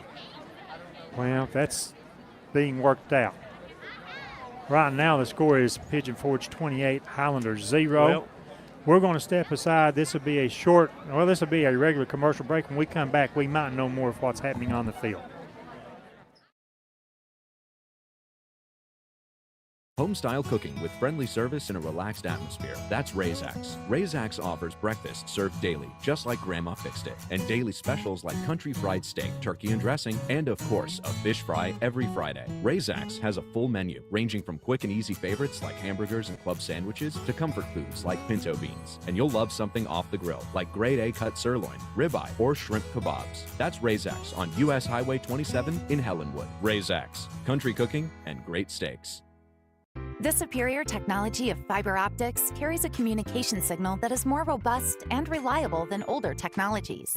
Connecting homes and businesses directly to fiber optic networks enables enormous improvements in what bandwidth devices are capable of delivering. Experience Highland Communications' world-class broadband, delivered over Highland Telephone Cooperative's fiber optic network to make your online experience extraordinary. Highland Telephone and Highland Communications. World-class connections with a local, hometown touch. South Fork Physical Therapy is proud to support the Scott High Highlanders and the Oneida Indians. With offices in Huntsville and Oneida, one of our 6 doctors of physical therapy are always close by. We regularly treat back and neck pain, general sprains and strains, vertigo or dizziness, TMJ disorders, as well as post-operative patients. We accept all insurances and flexible payment plans are available. At South Fork Physical Therapy, we strive to make your experience accessible, affordable, and enjoyable. Forget the bucket. Stop buying those expensive car care products. For a supreme clean, visit T&T Car Wash in Oneida. T&T Car Wash features the latest in touch-free car wash technology. T&T's touchless automatic wash bays are tough on road grime, but gentle on your car's finish. These feature-packed automatics give you complete control of the wash, including a wheel brush option. Want to wash it yourself? T&T also has traditional wash bays. And don't forget the interior, both vacuum and shampoo stations available. For a dynamite clean, T&T Car Wash, Oneida. Welcome back to Highlander Field. Let us clear up what happened right before at the end of the first half. There were 3 unsportsmanlike penalties called over at the Pigeon Forge sideline on that last play after Pigeon Forge intercepted the ball. The Highlanders caught up with the player that intercepted the ball, and we forced them out of bounds. There was a scrum going on over there, and what happened, there were 2 unsportsmanlike penalties called against the Highlanders. We know not on whom. H will try to find that out. But the Highlanders suffered 2 ejections, and Pigeon Forge had an unsportsmanlike call. They suffered 1 ejection. Those ejections luckily occurring in the first half, and our players will only have to miss the first half next week. Oh my, all that going on right there. So, yeah, the ejections are terrible, and so that's what's happened there. And now we're getting ready for the 2022 homecoming program. That will be our announcer there will be Coach Tim Hall, the PA announcer at Scott High School, along with the boys track and cross country coach. He'll have that for us coming up here in just a second. Woody's working on stats as fast as he can go over there, and we'll get to that after the homecoming. This I expect will be a little extra long homecoming. We'll do other stuff during our normal stuff during halftime, and all we're waiting on is for the homecoming folks to get in place. And while that happens, let's see here. Why don't I go ahead and just recap the first half scoring? I can do that real quickly. All scores for Pigeon Forge with 8:18 to go in the first quarter. Aiden Littles, a 5-yard touchdown run. The point after kick was good at 7-0 in favor of Pigeon Forge. With 7:08 remaining, the Highlanders had fumbled the ball. Pigeon Forge recovered on a 31-yard pass from Wyatt Howard to Aiden Littles. They make it 14-0. Then with no time remaining in the first quarter, Aiden Howard scores on a 29-yard touchdown run. That and the point after gave Pigeon Forge a 21-0 lead. And then with 4:07 remaining in the first half, Littles again a 12-yard touchdown run. The point after kick was good. It's 28-0. That is our halftime score. That leads us right up to our 2022 homecoming, which is being staged on the field right now. And the very special lighting that was installed here by the Scott High administration this year, right before our first game, is making it a little focus on the homecoming candidates. And we've got to say we like it. And probably when they're announced, we'll have the lights flash on and off and all that stuff too, won't we? We just might do some of that. There you go. That from Coach Tim Hall there. So, yeah, we may just be able to do a lot of those things here with the new lighting system. And we're just waiting on the homecoming to commence. Ladies and gentlemen, this week has been Spirit Week here at Scott High School. Throughout the week, we had various dress-up day themes for Spirit Week on the farm. Monday was Pajama Day, and Monday started the week off right with a senior class sunrise break here at the stadium, an afternoon Powder Puff football tournament that was won by the senior class. Tuesday was Adam Sandler dress-up day. Wednesday was Feud on the Farm, Country versus Country Club, and the evening was capped off with devotional service and the return of the annual bonfire that featured performances by various student and faculty acts. Yesterday was Friends on the Farm, and today was Represent the Farm, which concluded with a dodgeball tournament between class teams and the faculty group that preceded the pep rally in the gym. Our homecoming activities culminate this evening with the crowning of the 2022 Homecoming Princess and Queen. They were selected in a vote of the entire student body earlier today. It's now time to present our homecoming Princess and Queen candidates. Taylor Pemberton.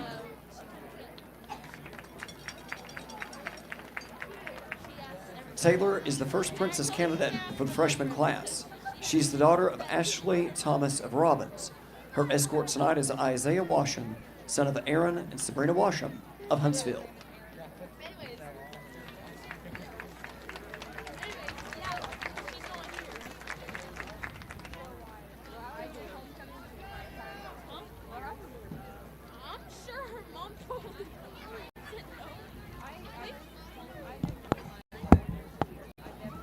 Ladies and gentlemen, Miss Taylor Pemberton.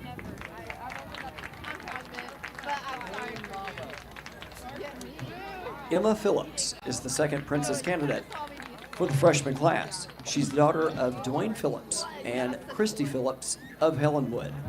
Her escort tonight is Nick Allen, son of Daryl Shalom Bowles of Robbins.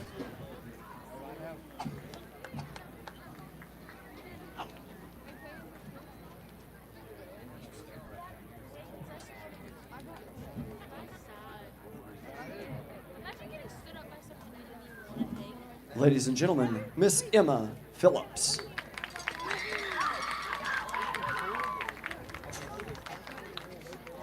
Cheyenne Reagan is the third princess candidate for the freshman class. She is the daughter of Jamie Reagan and Denise Reagan of Oneida.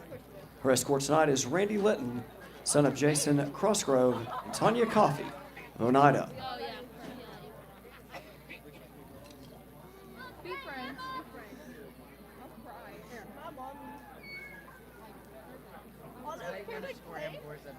Ladies and gentlemen, Miss Cheyenne Reagan. Emma Carroll is the first princess candidate for the sophomore class. She is the daughter of Michael and Elizabeth Carroll of Robbins. She's a member of Black Creek Baptist Church. Her escort tonight is Braden Rogers, son of Shannon and Brandy Rogers of Sunbright.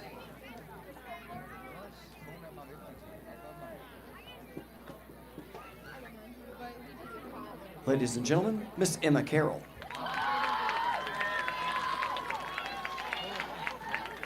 Alyssa Crabtree is the second princess candidate from the sophomore class. She's the daughter of Dwayne and Cassie Crabtree of Winfield. She's a member of the Lady Highlander soccer team. Her escort tonight is Pavin Harness, son of Joshua and Susan Roche of Winsfield.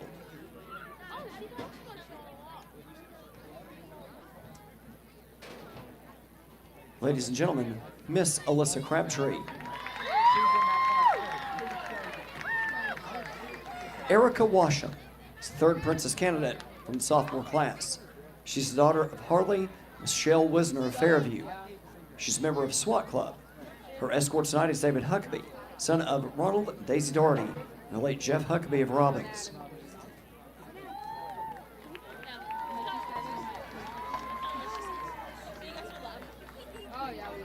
Ladies and gentlemen, Miss Erica Washam.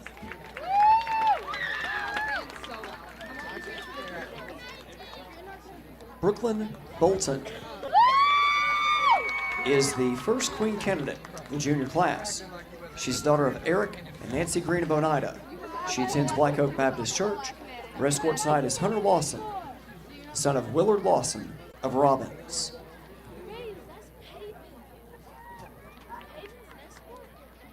Ladies and gentlemen, Miss Brooklyn Bolton.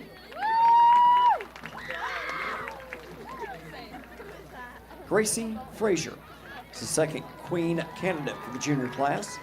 She's the daughter of Jason and Tasha Frazier of Robbins. She is in the cosmetology and beta club. She also attends at Black Creek Crossroads Church. Her escort tonight is Enoch Harness, son of Ricky Buffy Harness of Huntsville. Ladies and gentlemen, Miss Gracie Frazier. Claudia Harness is the first queen candidate for the senior class. She's the daughter of Troy and Catherine Harness of Robbins. She's a member of the Student Council, Beta Club, French Club, and a member of the Stand Board of Directors. She also attends Black Creek Baptist Church. Her escort tonight is Caleb Goodman, son of Stacy and Jeffrey Goodman of Oneida. Ladies and gentlemen, Miss Claudia Harness. Olivia Rector is the second queen candidate for the senior class. She's the daughter of Scott and Melissa Rector of Oneida. She's a member of the Scott High School cheer squad, Lady Highlander soccer team, and a member of Beta Club, FCCLA, and the Highlander Breakfast Club. She attends the White Rock Baptist Church. Her escort tonight is Scott Jeffers, son of Tony and Jody Jeffers of Huntsville. Ladies and gentlemen, Miss Olivia Rector. Abby Reynolds is the third queen candidate for the senior class. She's the daughter of Brandon and Jennifer Reynolds of Oneida. She's a member of the cheer team, the Lady Highlander soccer team, Beta Club, and FCCLA. She attends Antioch Baptist Church. Her escort tonight is Connor Stanley, son of Tim Stanley and Ginger Terry of Helenwood. Ladies and gentlemen, Miss Abby Reynolds.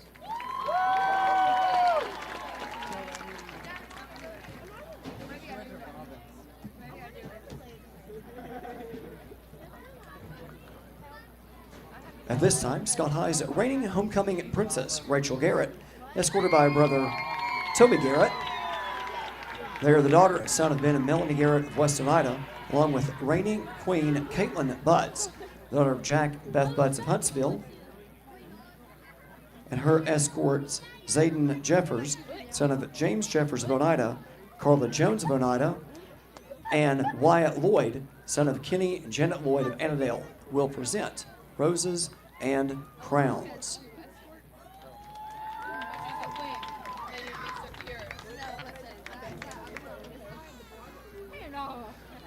Ladies and gentlemen, the 2022 Scott High School football homecoming princess is Miss Alyssa Crabtree.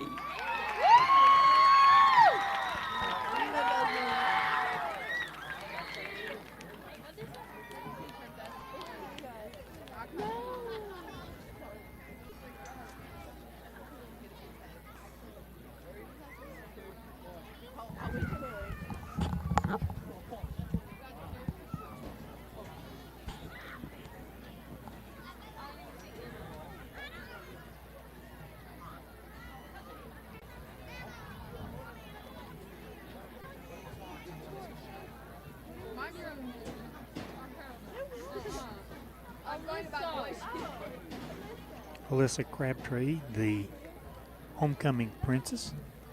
She's a sophomore, the daughter of Dwayne and Cassie Crabtree of Winfield. Her escort tonight is Paven Harness. Waiting on the announcement of the 2022 homecoming queen. Ladies and gentlemen, the 2022 Scott High School football homecoming queen is Miss Olivia Rector.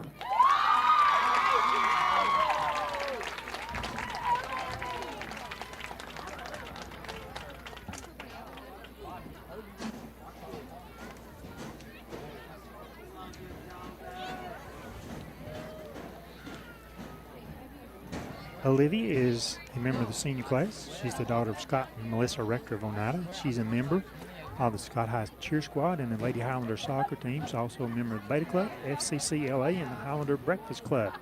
She attends White Rock Baptist Church. Her escort tonight is Scott Jeffers, the son of Tony and Jody Jeffers of Huntsville.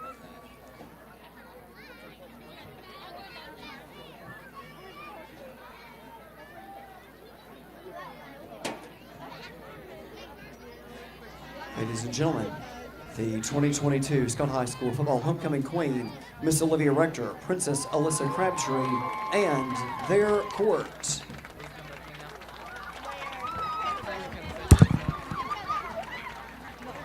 And our congratulations to the young ladies being named as the princess and to the queen. Our congrats to both of them and all the young ladies and their escorts tonight for being part of the 2022 Scott High football homecoming. Right now we're going to take this quick break. When we come back after these messages, Woody's going to have our first half stats. Ben's going to go around the area with some scores and stuff, and we'll have more during our Highlander halftime after this short break. Bill Armstrong with the Big South Fork Air Park. 15 years now we've been in Scott County, and a customer of First National Bank 15 years. It's important to us to use a community bank. First National Bank has always been our bank. They're large enough to service any needs you have, but there's a sense of community here. It's nice doing business with people that you know, and they know your name. So that's why we use First National Bank.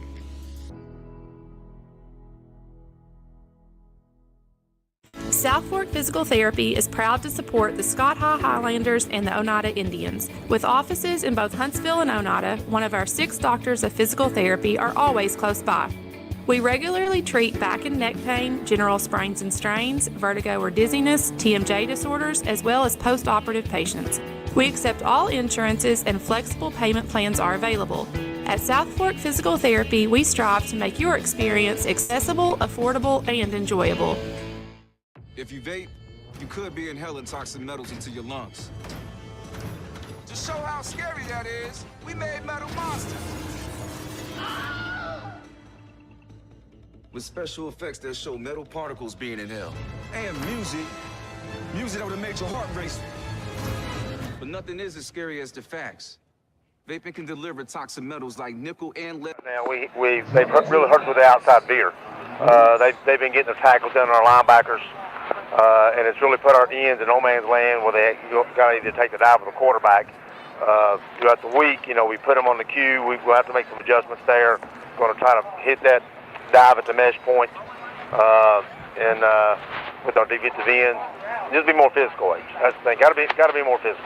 Okay, Coach, I appreciate you talking with me. I'll let you get back up there, and I've got to go back up there too, and we'll get to talk a little bit maybe after the ball game here, okay? Sounds great. That'll do it on the field.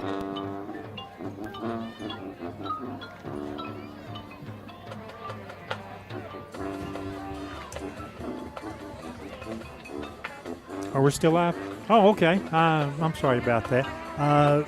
Coach Hall is the designated coach. He will talk with us right after the conclusion of the game as he comes down from on top of the press box. So whatever, guys, don't let me get off into another tangent and do something else while we're waiting on an interview with him. Woody, to your side of the table and the statistics from the first half, please. All right, Pigeon Ford's rushing. Baycall has 1 carry for 3 yards.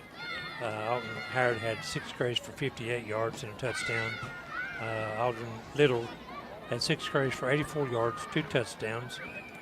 Dawson Treadwell had 1 carry for 51 yards, and White Harrod has 5 carries for -15. They rushed about 19 times, 181 yards, and Harrod is 1 for 1 for 31 yards and a touchdown. Total offense of 212. For the Highlanders rushing, Brady Strunk has 10 carries for 74 yards. Alton Whaley had 7 carries for 8 yards. Luke Boland had 2 carries for no yardage. He rushed the ball 19 times, 82 yards. Brady is 1 out of 11 for 4 yards. Total offense of 86. And Ryan Griffin had the only kids we had in the first half on the reception. Well, Woody, I was hoping that those numbers would look. I knew I thought what Pigeon Forge would look like, but I thought our numbers would look just a little bit better. I mean, we just had really 3 minus plays. I mean, not like last week. I mean, we had a bunch. Poor Brady was sacked 6 times so far tonight. He's not been sacked 0. Well, H says, well, he's pulling the ball down too quick, but in my opinion, he's pulling the ball down and getting out of there. Right. It reminds me of South Doyle, and the best offensive game that we have had was against South Doyle, and it looked a lot like this.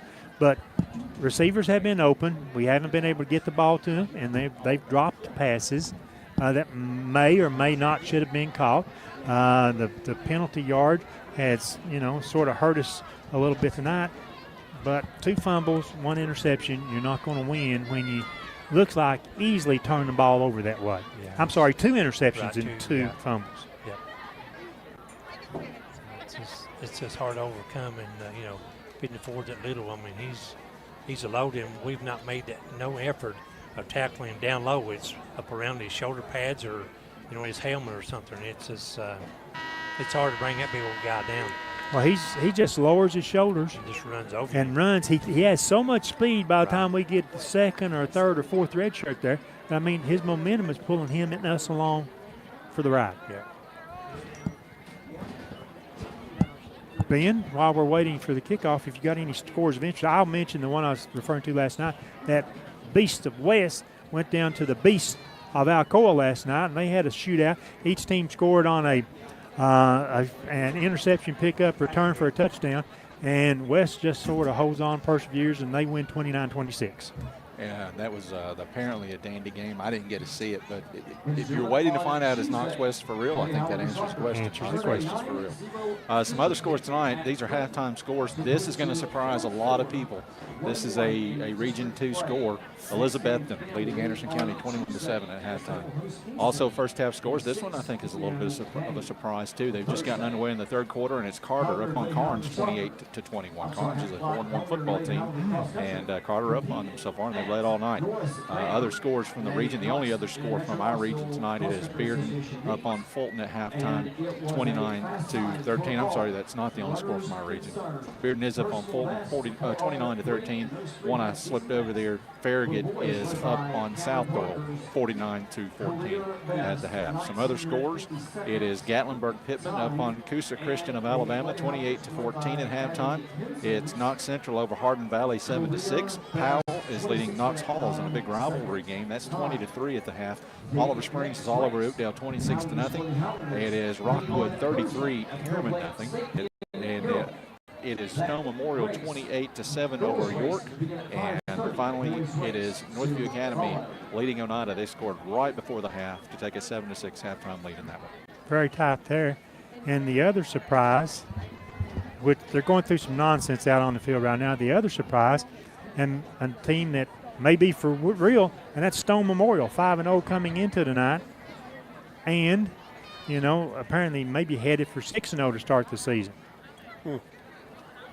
I didn't see all the mark-offs. How many times did Well, that's the first time I thought I saw him mark it off right there. We go. I guess they let, well, I don't know. We go 115 and one back 15. Well, you'd have had 2 15s against us and 115 against them. So all I know is nobody knows. In that locker room and visiting with the broadcast guys next door, they didn't get any explanations on their side either. I'm going to give you what I think. This is just a guess, but Scott High gained 15 yards out of that, and the only player I'm told, Harris, you would know better maybe, the only player from Scott High that was ejected, well, just one was ejected from Scott High. Yeah, and I think it was I don't see him down there. Yeah, Landon Crabtree was ejected. So I think what happened was the official signaled wrong on one of those personal fouls, and there was 2 on Pigeon Forge and 1 on Scott High. Okay. Well, that would explain why we're kicking off at the Pigeon Forge 45-yard line. And to do the kickoff duties, that is for the Highlanders, Hugo Henry, wearing number 4. He will drive that one toward the end zone. It'll be a touchback.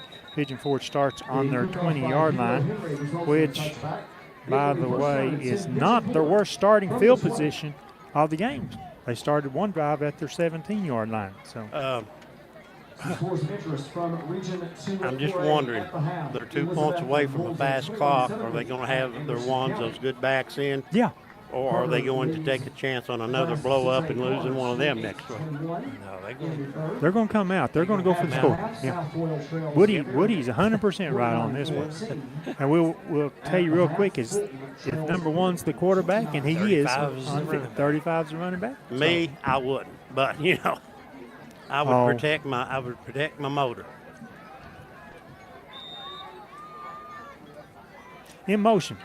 Toss pitch. Sweep. Trying to sweep it over to the right side. Got a block out in front across the 30, the 35, the 40, and then taken down at the Pigeon Forge 41 or 42-yard line. The ball carrier was Blake Hill. Penalty on that. Oh, you did see a flag? I never have saw the flag, but I saw the official. Okay.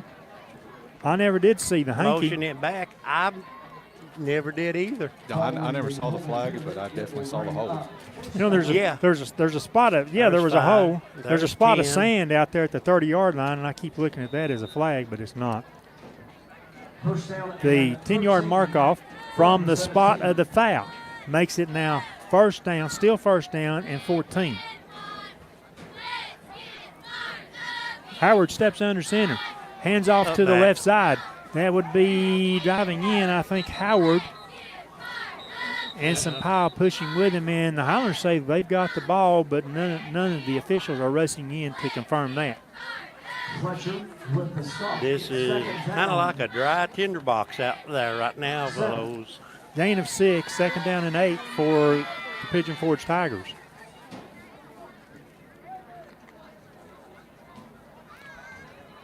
As we said a couple of times already in this season, the Highlanders have to win the second half to have any chance in this game.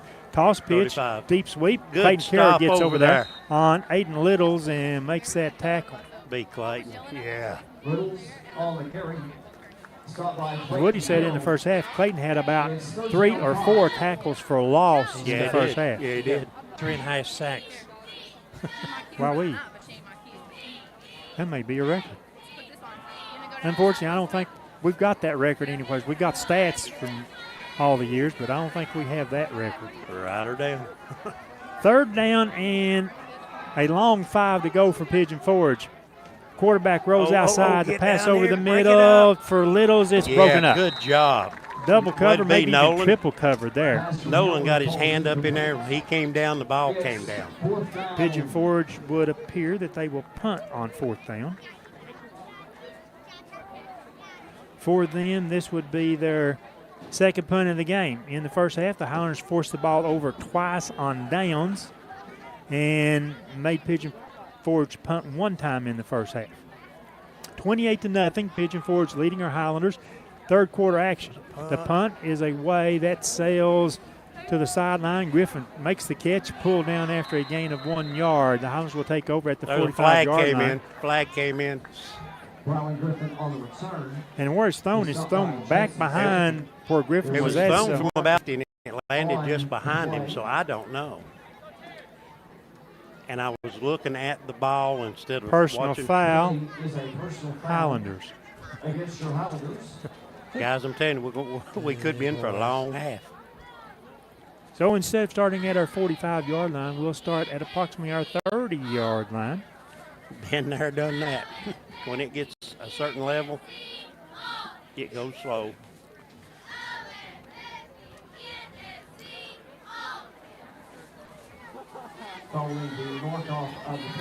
Well, the referee's stumbling and bumbling and finally get a football to mark off the penalty. Find out what he's doing out there.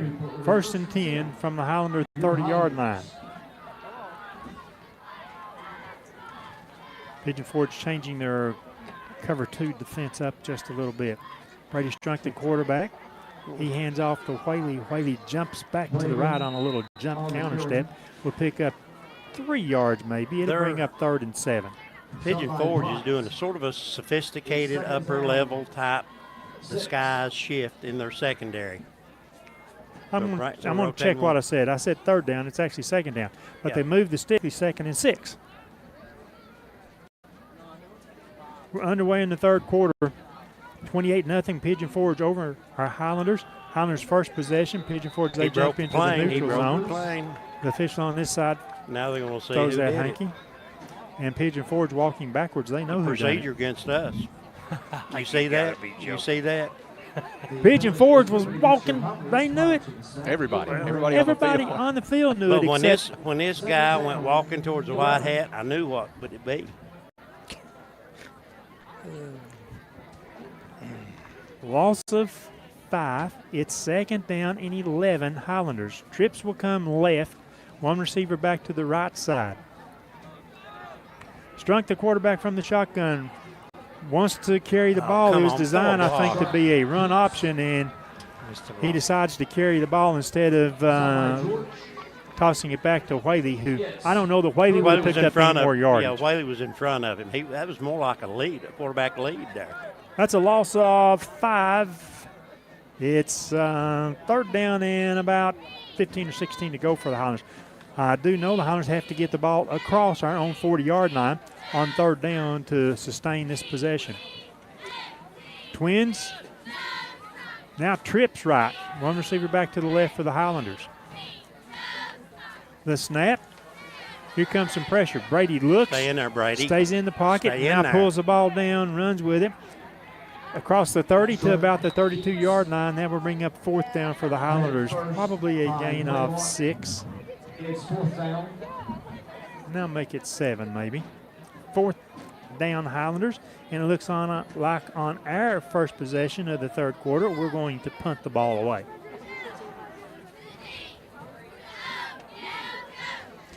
I know one thing. Well, I'll make this point after this punt right here.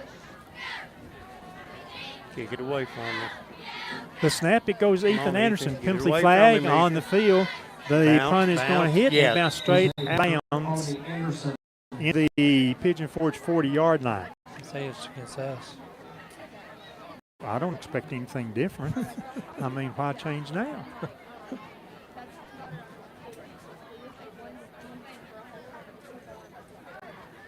And then So you don't even what to call. personal foul Against them. against First them. down. It'll be a First National Bank and Highlander first down via the penalty. Is it a 10 or a 15? The point I was going to make, it's going to be a 15. The point I was going to make is that Highlander coaching staff and Highlander fans are going to want to look for every view of this game they can find. Anything on video, anything on film, because they're going to want to look out there and wonder what some of these calls have been by the officials. Well, there comes a time when that does have to be noted and brought to the attention of folks down in Murfreesboro. From the Highlander 47, it's first and 10 Highlanders with 8 minutes remaining in the first half. I think they kept the clock running through the penalty phase there, guys. 2 receivers to the right, 2 left. Strunk stays in the shotgun. He has Whaley back there with him. Pump fakes to the right side, Block. pulls it down, keeps it to the left, runs over a defender. Good work, boss. Knocked out of bounds where the Pigeon Forge 44-yard line. He'll be short by a yard of the first down. Second down and 1. Still got to block somebody to help somebody out. Well, okay, that particular guy right there was a freshman. They've got in there, and he's not rep much. I ain't making excuses, but that's just the way it is on our team right now, Woody. Twins left, twins right. Come on, Whaley come on. cuts back, come on, catches come on, running him in the Way to middle, be, broke brother. out of a Way tackle to be, inside brother. the 40, Dig, still dig, fighting dig. for yardage. Hoop, Save the leg, knocked save the ahead, leg. taken down at the 36-yard line. A first down for the Highlanders, first and 10. That is a First National Bank first down. And look, there was some surprise on my face that when I looked down there at the end of the run, I didn't see any flag lying on the field. They're probably getting wore thin where they grab at him. I agree. They're grabbing a little slot right there, Ben, you know. Henry and Griffin split wide right. 2 receivers back to the left. Blitz, blitz. That is stepping out of the tackle was Whaley, and he'll fight for a tough yard down to the 35-yard line. I'm telling you, look at where they spotted over there, and look where this guy spots it at over here. I think I'm a bad influence. I've never heard Rick keeping it on the officials like this. Well, no, he does he's starting to sometimes. learn, man. He's starting to learn. Well, to his point earlier, Alton down. I was going to say that two things for Scott High through this 0-4 start. They haven't turned the ball over. Obviously, that's happened tonight. But they also have not been penalized much at all. Right. I mean, their average penalty yardage per game is way low. So that's not been the case tonight either. And I would be interested to go back and watch the replay and see if they are indeed penalties that are being committed. I don't think they are. Several of them. I would like to do that too. Oh, I will. To Greg's point, he needs a truck, and we need to initiate video replay. And About 5 cameras. We need 4 or 5 cameras. We can zoom and look. And Greg's just hoping he doesn't get fined by TSSAA because you know this comes back on him. What? Well, look, Greg's a fine person. And There, I've had my say. I believe he could survive for a while and sell Block 7. You know.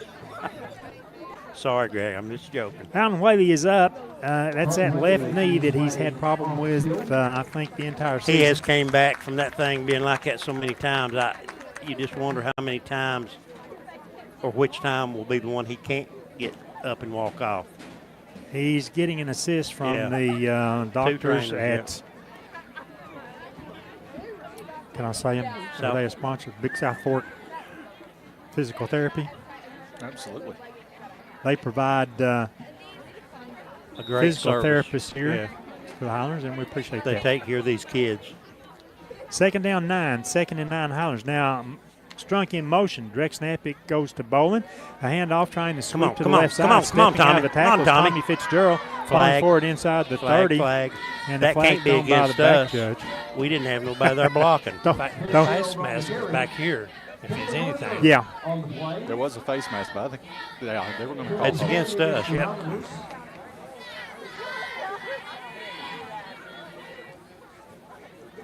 Hey, if we have to take up a collection to send this game film to the TSSAA, I'll start off.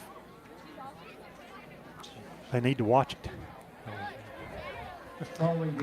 After the game, it's a spot foul. The holding takes it back to the Pigeon Forge 39-yard line. For the Highlanders, it is 2nd down, still 2nd down, but 2nd and about 13 yards to go.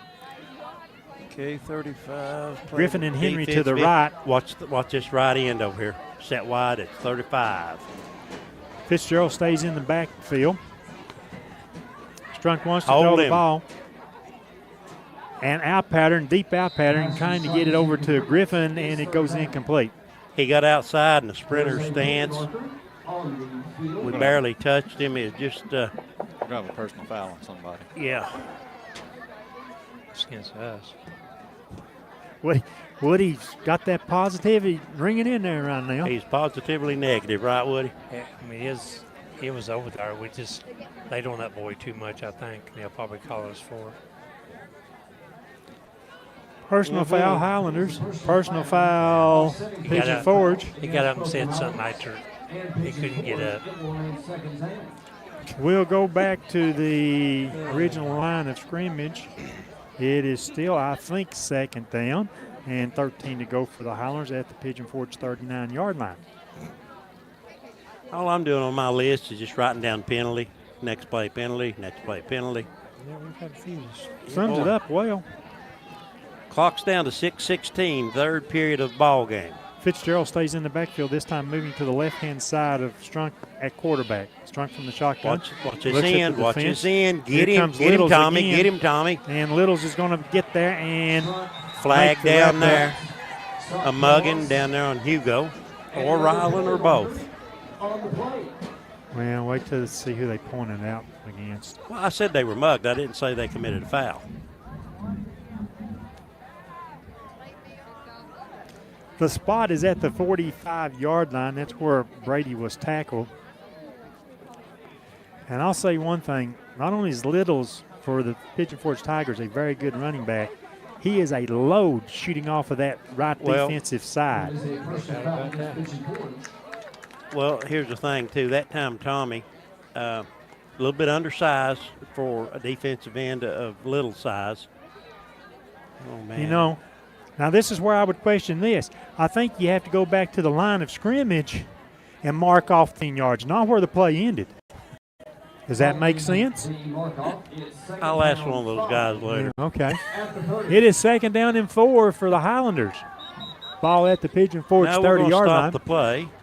Well, they heard me talk about him up Well, here. it was I guess. I mean, it was an incomplete pass, so it would have been 15 yards from the original line of scrimmage, but That's it was got- 2nd and 10, right? Yeah. Yeah.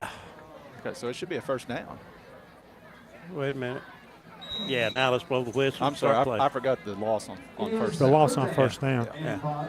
But they've switched it now to 3rd down, and that's not right either. That's not right either. Anyway, in motion through the backfield is Rylan Griffin. A hand. Go, Tommy. No, the No, keeper. he pulled That'll it. be Good job.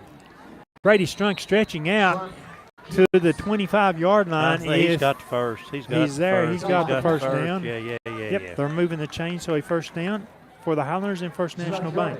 For a Highlander first down, 10.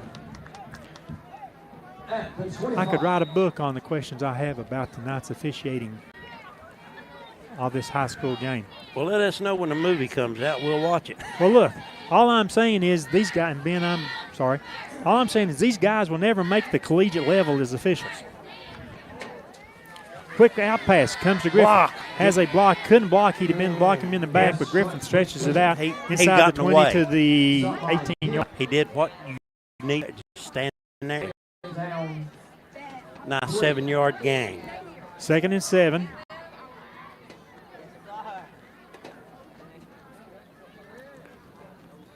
Best chance, best opportunity the Highlanders have had to score in this game.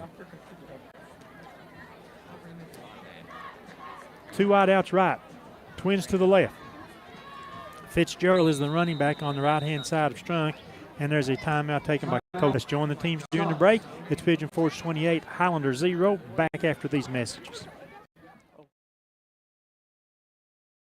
Hi, I'm Michael Laxton, President and CEO of United Cumberland Bank. At UCB, we know that being involved in the community is really important, and the Chamber is just one of the ways that we do that. We do outreach through the schools. Specifically, we love local sports programs, helped out with several playgrounds across our markets. Any way we can help in the community and get involved, we try to be involved in all of our communities and markets. Our customers are our neighbors too. As a community bank, we want to be part of the community. Welcome back to Highlander football from Highlander Field. It's the 2022 homecoming matchup between our home team Highlanders and visiting Pigeon Forge Tigers. At this point, with 4 minutes 55 seconds remaining in the third quarter, the advantage to Pigeon Forge.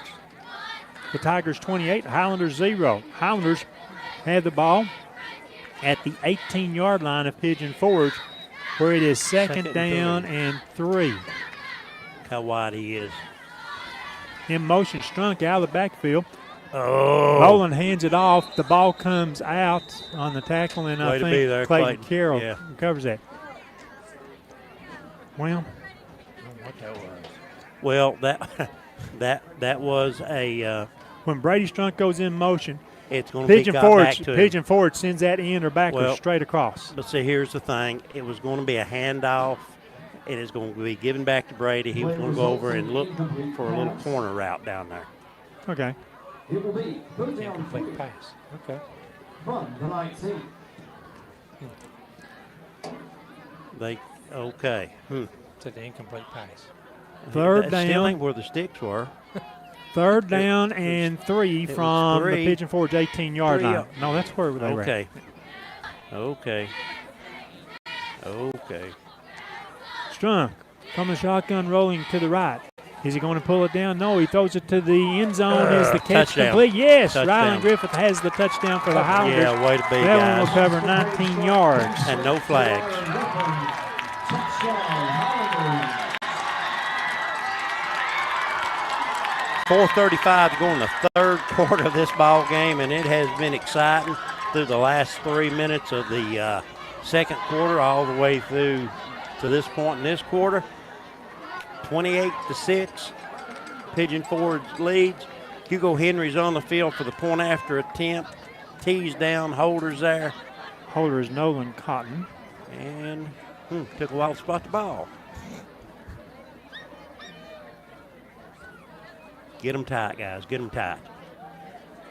Waiting on the snap. Comes inside, Tommy. The placement, the kick Good by kick. Henry. That one's up and drilled through the uprights. As we go to break, our score now is Pigeon Forge 28, our Scott Highlanders 7. We'll return right after this break.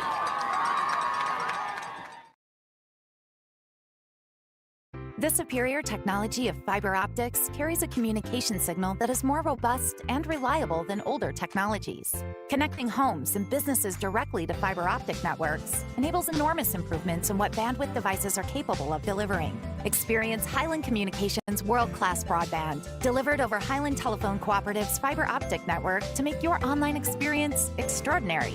Highland Telephone and Highland Communications. World-class connections with a local, hometown touch. Now he's coming to the middle of the field. Welcome back to Highlander football. The Highlanders just get the touchdown score and the point after kick, and the officials are talking with athletic director Eric Henry and now. Administrator of the game. Yeah, he's cutting the lights off. They didn't like that. Well, when the ball's not in play, that's supposed to be okay. They do it everywhere else, guys. That's okay. We can leave them on if that's what they want. That's ridiculous. Jeez. Well, Meadows is the one that started it. Well, Eric Henry is arguing his point. He is. And, he is. And he's not going to back down on that because he's got the rules from TSSAA. That's right. Because he showed them to me. Well, they're pretty clear. Everybody who's put this kind of light system up has made sure that it's okay. When the ball's not in play, you can do your little light shows, celebrations, or whatever. You know, let me say, during our Highlander postgame way back when, I forgot to mention the Highlander crew. That's Woody Keaton, H.L. Keaton, Ben Garrett, myself, Rick Keaton, bringing Highlander football on the I-8 Sports Network. Tim Hall's done it. He's close enough. Throw him in there, too. Henry's shaking his head, so it looks like we're not going to win those arguments there. So he'll be talking to you next, Coach Hall. It will be the Highlanders to kick it off to the Pigeon Forge Tigers. Pigeon Forge has two returners deep, standing at about the 13-yard line. They've got a returner in front of him. Get it in the a soft little spot. Squib coming to this side, hustling down there, and Pigeon Forge falling on the ball just ahead of a Highlander. They'll take over at their own 37-yard line. Ball setting on about the 37 right there. At the 37. I must have been right. I heard Coach Hall say it. 1st and 10 for Pigeon Forge. Highlander defense on the field. Clayton Carroll, one of the defensive linemen. Jace Cloyd, another defensive lineman. And Elijah Fletcher, another defensive lineman. The linebackers. He's a linebacker. Zane Lau, also on that defensive line. He's on the linebackers. Yeah. Colton Newport. Ethan. And Ethan Anderson. Yep. Let's set the rest of them after this play. 1st down for the Tigers. They turn a little dive play off the left side, and the Highlanders will hold that up at about the line of scrimmage. Corners for the Highlanders. Landon Griffith, nope. And moving around, I can't see him. Number 17, I do know. Luke Boland is a cornerback on the far side for the Highlanders. Tommy Fitzgerald, number 23, is one of the linebackers. Landon Griffith is a linebacker, a walk-up strong safety. The other cornerback, Nolan Cotton, number 8, he's on the left side. Yeah. The free out there will be Rylan Griffin. I said everybody on the defense. I apologize. I should have done it in the first half. Toss pitch to Littles, trying to get outside. He's out in front of him. Diggs past the 50-yard line and a 1st down for Pigeon Forge. Stop on the carry. Enough yardage for a Pigeon Forge 1st down at the 48. As we all know, there's not a lot of teams that sit around and run that T option type stuff anymore. But those that do it pretty doggone well. If you're well versed in it, it's a dangerous offense. Turning around, that's Howard. They try to run a little sweep out on the right side. Cuts between two Highlanders, pulled down at the 35-yard line. That will be another 1st down for Pigeon Forge. There's a holding penalty apparently on the play. Yes, sir.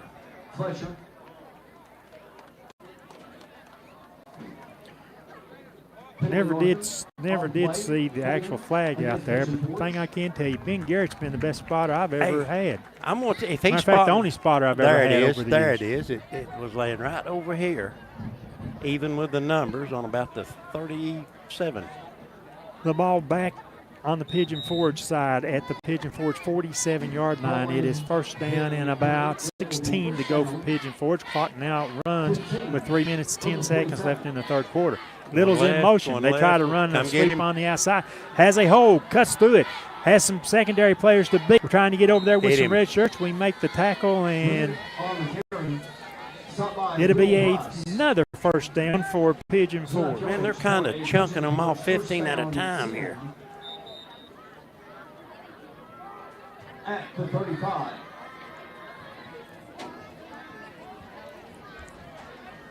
I think the sideline official, the clock operator down there, is having trouble, and probably has had the whole game with the little handheld device to start the clock and everything. I've seen him hold it up in the air 2 or 3 times trying to stop it or start it or do whatever. Yep, they move. Let's throw the flags, guys. Here we go. Yip, yip, yip. -5. Look, guys, when I see it all the way across the field, you know that I picked on the play and knew what it was. 5-yard mark off. Still first down, but now 1st and 15 back at the Highlander 45-yard line. 2.5 minutes. Clock continues to run in the third quarter. Pigeon Forge 28, Highlanders 7. 28-7 in the score. Highlanders trying to get another stop against Pigeon Forge. Quarterback Wyatt Howard with the ball. Turns, pitches. They try to run that wide on the right side. The Highlanders get there with a red shirt. Good job on this corner. Might have been Landon Griffith and Nolan Cotton over here. Yes, they team up on the tackle. They'll hold the play to about 8 yards. It'll bring up now 2nd and 7 for Pigeon Forge. It's 80 yards of penalties is Half quarter on this quarter. On Pigeon Forge. And Rick was complaining about the officials. I'm kidding, Rick. He wasn't the only one. Look, I mean, I've been the nice one tonight. Little's in motion. Ball's on the ground. Fumble down there fighting for it. The Highlanders, I think, might have a red shirt down.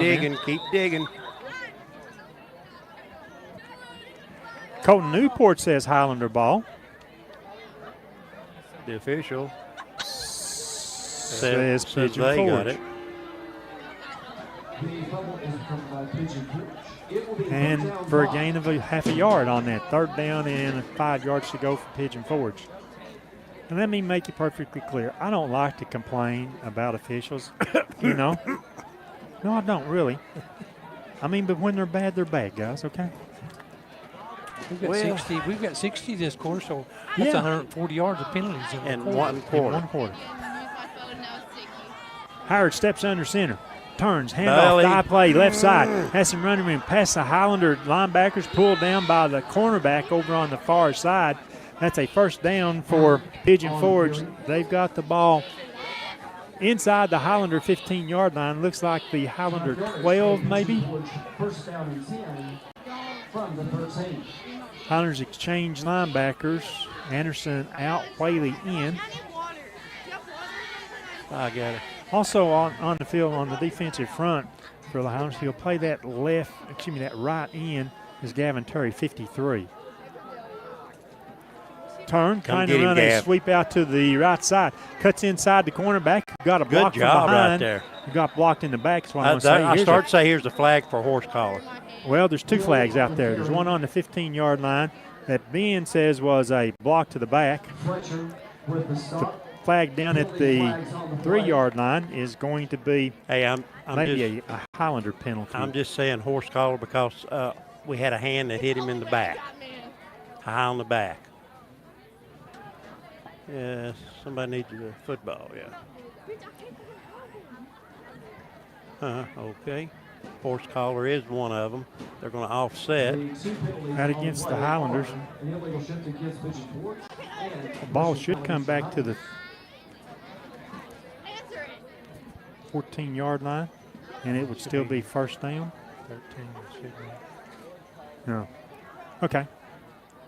He's going all the way across the field. 13-yard line. 1st and 10 for Pigeon Forge after a penalty against each team. And what's that illegal shift against? Yeah, that's what they call. So apparently it Pigeon Forge preceded the horse collar. And that's the end of the third quarter. After 3 from Highlander Gym on homecoming night, it's Pigeon Forge. After 3 from Highlander Stadium tonight, it's 28-7. Pigeon Forge with the lead. We'll be back to start the fourth quarter. Don't interrupt me. I'm having a hard time concentrating tonight. Oh, he done so much. If you vape, you could be inhaling toxic metals into your lungs. To show how scary that is, we made metal monsters. With special effects that show metal particles being inhaled. And music that would have made your heart race. But nothing is as scary as the facts. Vaping can deliver toxic metals like nickel and lead into your lungs. That's metal in your lungs. Tail sleep. Scenic Foods is about freshness. With meat cut in-store daily and special cut upon request. A deli that offers fresh meats and cheeses sliced to your choosing. A produce department offering fresh fruits and vegetables. And of course, a full line of competitively priced groceries to meet your weekly shopping needs. Scenic Foods is about value and convenience. Don't have time to cook supper? Try our cheese sticks, pizza, and wings, as well as our fresh-made desserts and side dishes. Need to fill an empty pantry? We have all you need at Scenic Foods, located at 7352 Baker Highway in Huntsville.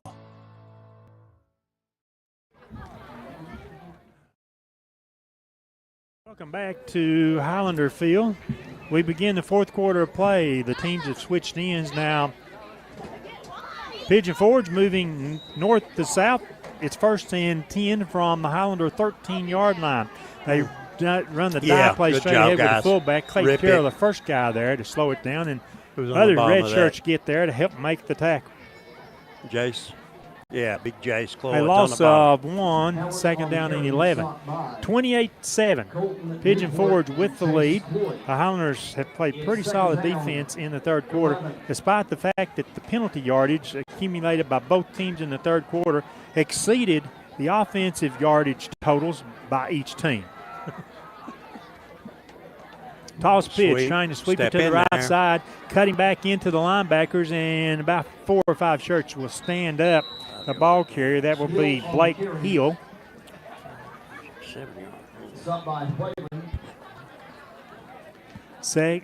Third down and 4. Hey, you get a chance. You run over my big boys on that front line linebackers again. Well, Clayton Carroll, Jace Cloyd, Zane Lau, and Elijah Fletcher would be a 4. I don't know if it's a 3-4 or a 4-3 right now. I think we moved into a 4 right now. Howard under center turns. They run the sweep, coming to Littles to the left side, and the Highlanders are there. 3 shirts converge on Littles. They take him down. That's Whaley and Clayton Carroll again, and maybe Tommy Fitzgerald. Yep. Fourth down and long 3 or short 4. I'm going to say it's fourth down and 4. Pigeon Forge going for it on fourth down.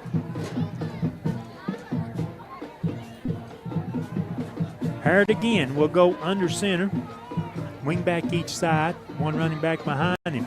He tries to draw Highlander defense off. He'll step back under center again. In motion through the backfield. And again, Howard steps off again, and timeout. Pigeon Forge will take the timeout. They'll have to with 9 minutes, 55 seconds to go. Clock is stopped, 28-7. I want to take a commercial break, and then I'll let you get to that thought. If you vape, you could be inhaling toxic metals into your lungs. To show how scary that is, we made metal monsters. With special effects that show metal particles being inhaled. And music that would have made your heart race. But nothing is as scary as the facts. Vaping can deliver metals like nickel and lead into your lungs. That's metal in your lungs. Tail sleep.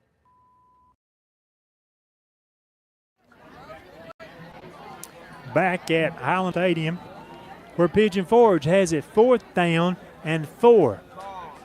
They're deep inside Highlander territory. And Pigeon Forge comes back from a timeout. Well, They've got two right double here. wings to the left, two receivers to the left also. They try to get blocking out in front. That's Get on Littles. him. Littles turns the corner. He's out of And bounds. Highlanders knock him out of bounds First down. short of the goal line. Now the spot's No, going to he come spotted him at short. about the 5.5-yard line. That's going to be short of a first down based on this spot here, guys. Well, if the official on the far side's There got it anything is. to say with it, it's Highlander football. That's the third time in the game that the Highlanders on defense have forced the ball over from Pigeon Forge on downs. 9:36 to go in this ball game. And it's been one more ball game. Highlanders starting at our 5-yard line. Still a good crowd here this evening, even after a halftime activities. First and 10 Highlanders. Brady Strunk in the shotgun. Hands it off to Whaley. Whaley looks for running room off the left side. Save the knee, Picked save up the 2, maybe 3 yards out to the, looks like 8-yard line. It will be second down and 7 Highlanders. Whaley on the carry. We're in the fourth quarter. 9 minutes, 15 seconds remaining in the quarter. 28-7, Pigeon Forge with the lead. The Highlanders with the football. Starting deep in our own territory from our 5-yard line. Trying to put a drive together. Trying to punch this ball downfield and get into the end zone again. Move the chains. Get the first downs. Strunk sends Griffin in motion through the field. Brady rolls to the left, wants to throw the ball into Got the it. middle. Oh. No, dropped. I think the pass intended for Nice Hall haul. that time. Yeah, he got stuck pretty severe. But anyway, he's bouncing up. Headed back to the Highlander huddle. Third and 7 for the Highlanders. Important play here for many reasons. Next week, the Highlanders will play Gibbs. That will be, pay attention, at Knox Central High School off of Broadway. Game time 7 o'clock. I'll tell you more about that later. And the Highlanders move on the left side. It's cost us 5. I might as well complete that thought. Then, 2 weeks from tonight, we'll take a road trip to the Central Time Zone to take on Clay County. I believe that game will be at 8 o'clock Eastern Time, 7 o'clock Central Time. And then 3 weeks from tonight, it's Fulton at Fulton High School. So the next 3 games for the Highlanders are all road games, and they're tough places to go play. Strunk will roll left. Here comes some protection breakdowns. He jukes out a couple defenders, fights for the additional yards across the 10 to about the 11-yard line. That will bring up fourth down Highlanders. Here is one of the, I mean, Ethan has, that big punting ability of his has been so good for our Highlanders last few games, but this is the kind of situation where that don't do you no good when you got a returner. Like, what's his name? Littles. And here comes the punt crew on. No, you got to punt the ball out of bounds. You got the Highlanders have been trying to do that because there was certain one that we can watch and we know where they're trying to punt the ball to. And like I said, you know, if that ball hangs inside and he gets his hands on it, he just has a way to get downfield. Well, Anderson will be punting the ball from just outside the Highlander goal line. He'll hit him up 2. No, there's a fake. A fake to the up back. We try to run left, and it's going to be stuffed out by Pigeon Forge, and on downs. The Tigers are going to get the ball close to where they gave up the ball to the Highlanders a while ago. It's first down and 10, Pigeon Forge. 7:37 to go. Pigeon Forge will take over the ball. Got one of the number 52 walking off the field, turning around, hollering at either one of our guys or the official. Pigeon Forge from the Highlander 11-yard line.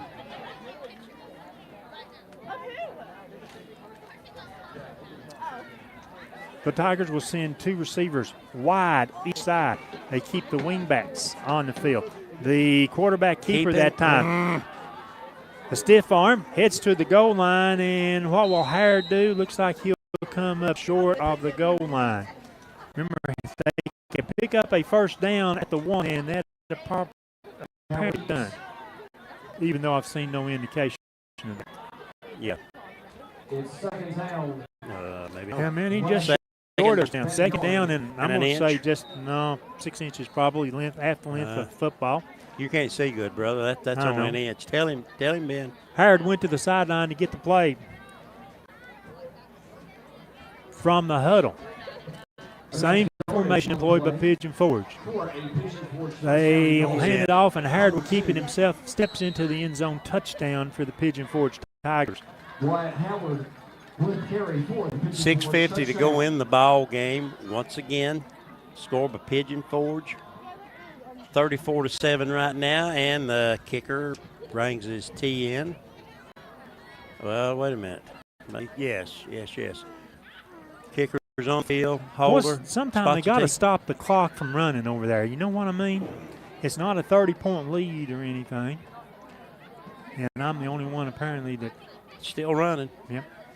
Trying the extra point attempt, and that one is no wide good. to the left, no good. So Matuzai misses the kick. With that, we'll take a break and come back for the Highlander, or for the Pigeon Forge kick to the Highlanders.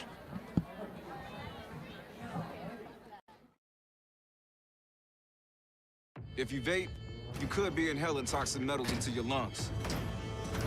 To show how scary that is, we made metal monsters. With special effects that show metal particles being inhaled. And music that would have made your heart race. But nothing is as scary as the facts. Vaping can deliver toxic metals like nickel and lead into your lungs. That's metal in your lungs. Tail sleep.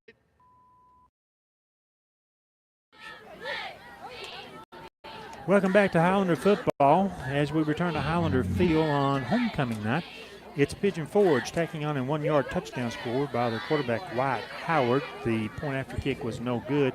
It's 34-7. Pigeon Forge leading our Highlanders and ready to kick off for what seems like 10th time tonight. The deep kick will sail deep to the left side. It's Phil Hall Run there. hard. Room. Has some blockers out in front of him, cuts back to the left, still fighting for yardage, and the ball comes out on the tackle, and it's Pigeon Forge there, or was he down? Nope, they're going to mark it back where the fumble was at, and apparently that's a beanbag he picked up, so looks like Pigeon Forge has the football as our defensive front goes out. Pigeon Forge at the 23.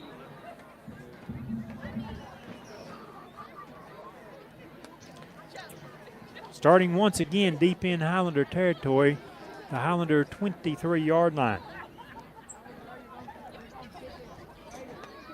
Pigeon Forge will have it 1st and 10. Quarterback Howard back on the field.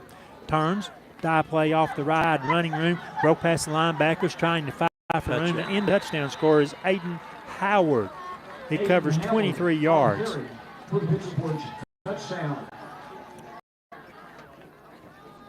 5:54 to go in the ball game. Again, they jump on the board. It's 40-7, and they're trying their point after kick.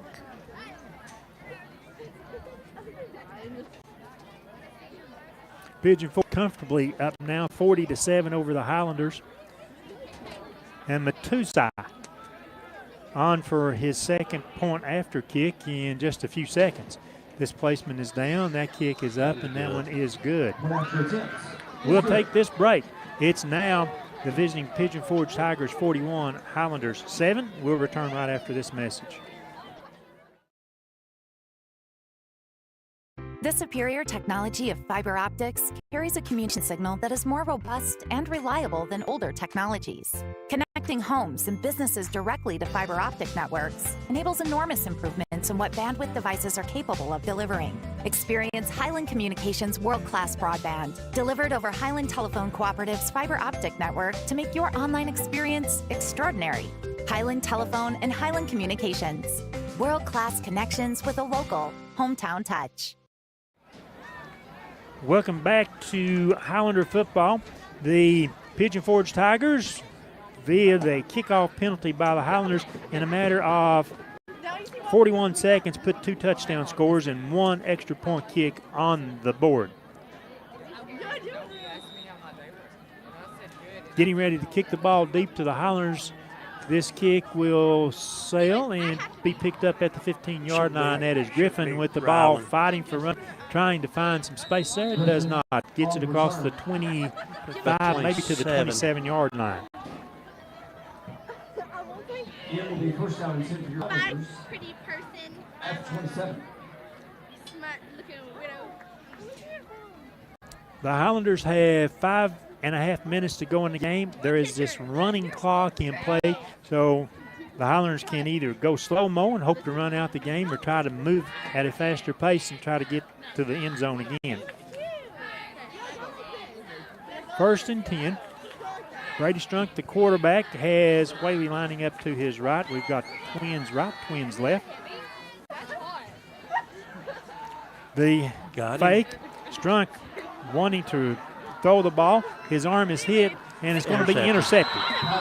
Intercepted by Pigeon Forge at their own 47-yard line. Yeah, Brady's pressing just a little too much right there. I think everybody has sort of stretched out, I guess, their composure right now. 4:38 running clock as Pigeon Forge takes over the football again. It's like a new group coming in. Well, we answered a question that you had earlier, and that would be what Pigeon Forge head coach Scott Meadows would do. Yeah. Nope. He kept the pedal to the metal until the last couple minutes of the game. We helped. Well, by the way, that is our 5th turnover of the game tonight, and that is more turnovers than we've had in our first 4 games. 6. 6th turnover of the game? Right, Woody? Yeah. Sorry, Rick. That's okay. I'll have to go back and see where I missed one at. Toss pitch, trying to sweep to the in. left. A spin turn across midfield. The Highlander 40 inside the Highlander 35. Then he won't make inside the Highlander 35-yard line. Griffin did a good job getting over and make that stop. Got a holding way behind the play, but it probably happened as he reached by that point. Hey, even that second group, they're kind of fast. Ben and Woody, you guys are right. That's number 6. The one, I don't have a thing on my sheet to say when kickoff fumble. Yep. It's not, my sheet's just a possession sheet. We didn't possess. I tell you what, I have never seen anybody jinx a football team like you did tonight with your no turnover comment. I'll be disinvited to future Highlander practices. That's almost and maybe a the given. games. Yeah, that too. Get him. Trying to run that sweeper to the right. The running back cuts back. He's going to be tackled by 2 or 3 Highlanders at the 42-yard line. For Pigeon Forge, it will be 2nd down. And still about 15 yards to go. But you know, Scott High has done such a good job of taking care of the football this year. And the 6 turnovers just goes to show the kind of night it's been. It's a night where nothing has gone their way. And I'm not even sure if I want Woody to give us our offensive statistics after the end of the game. Shouldn't take long. Little dive play. The Highlanders are going to stack it, and probably a loss of 3 more based on the side official across the way. That'll bring up 4th down. Isn't it confusing how you run a little dive, but it's a wing tee, a double wing, and it becomes a buck. Here we go. Minute and a half, or minute 50 to go in a ball game. I thought it was 4th down, but it's only 3rd down. It's 3rd down and about 18 yards or 19 yards to go for Pigeon Forge. They'll break the huddle to the line of scrimmage with 1 minute 40 seconds remaining in the game. Their quarterback, who I'll try not to remember his name at this stage, has a toss pitch to the left, and we'll be on. Holden Whaley out there to make the tackle behind the line, so that will bring up 4th down. It's 4th down. And Coach Meadows may decide, hey, we'll just go for it here on 4th down. Yeah. That way we'll just keep the clock running. It's at 1 minute 15 seconds. Well, the play clocks did not work tonight, so they'll let the ball come down. He'll send his punt team on now. So they can wait till it probably gets down to 40 seconds or so, or less than 40 seconds before punting the ball. Don't realize how important that play clock is that you get used to looking at until it ain't there to look at. Griffin will drop deep for the Highlanders. We, I believe, are going for the punt block. Pigeon Forge waiting, 42 seconds. There's a snap a little low, the punt away, we didn't get there. High punt, pretty good, fielded by Griffin, calls a fair catch, and they'll spot it at the Highlander 32-yard line. Clock still running at 30 and going down. Shouldn't be another play run tonight.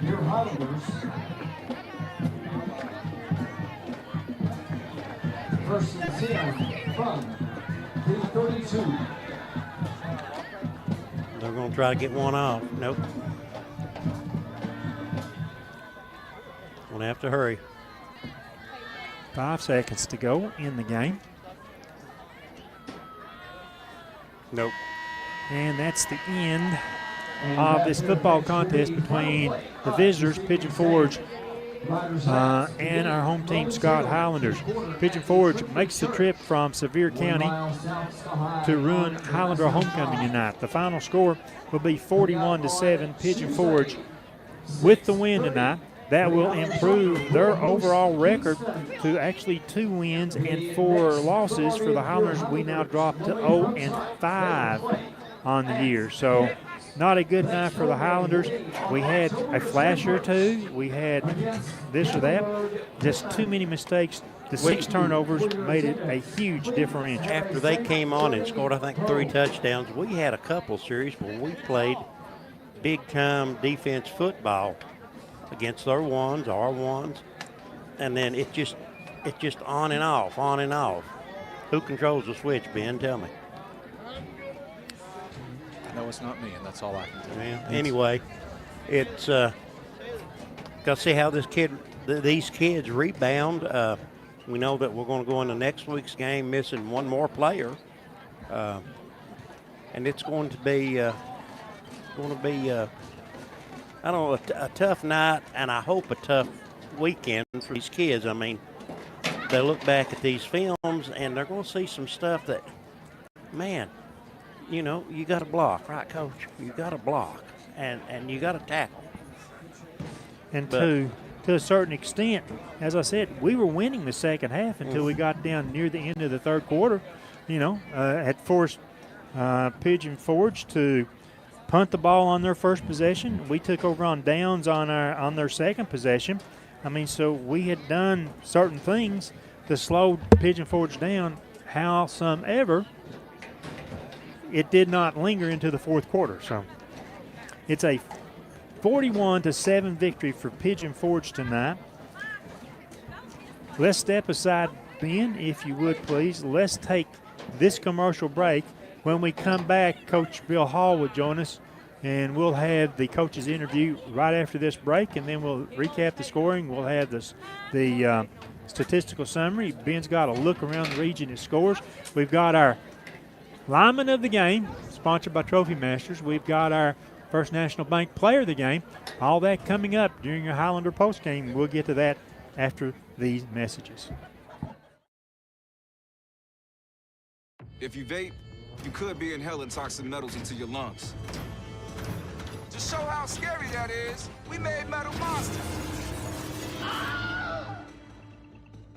With special effects that show metal particles being inhaled. And music that would have made your heart race. But nothing is as scary as the facts. Vaping can deliver toxic metals like nickel and lead into your lungs. That's metal in your lungs. Tail slate. Located at 205 East 3rd Avenue in Oneida, Mark's Family Pharmacy is open 6 days a week with a drive-through window for your convenience. But we're more than just a pharmacy. Check us out for gift ideas like plush animals, Candleberry Company candles and fragrances, designer earrings, caps, toys, and more. There's something for everyone at Mark's Family Pharmacy. Open 8 a.m. to 6 p.m. Monday through Friday and 8 a.m. to noon on Saturday. My name is Wayne King. I'm owner-operator of Baby J's Pizza. We've been in business since 2017, and we think we have the best pizza in town. We have our regular hand-tossed pizzas. We have thin crust. We have thin crust cauliflower. We also offer vegan. We also offer dairy-free, gluten-free. We have low-carb, no-carb. We have a wide variety because we want to serve the best customer base possible and give everybody the opportunity to experience a good pizza.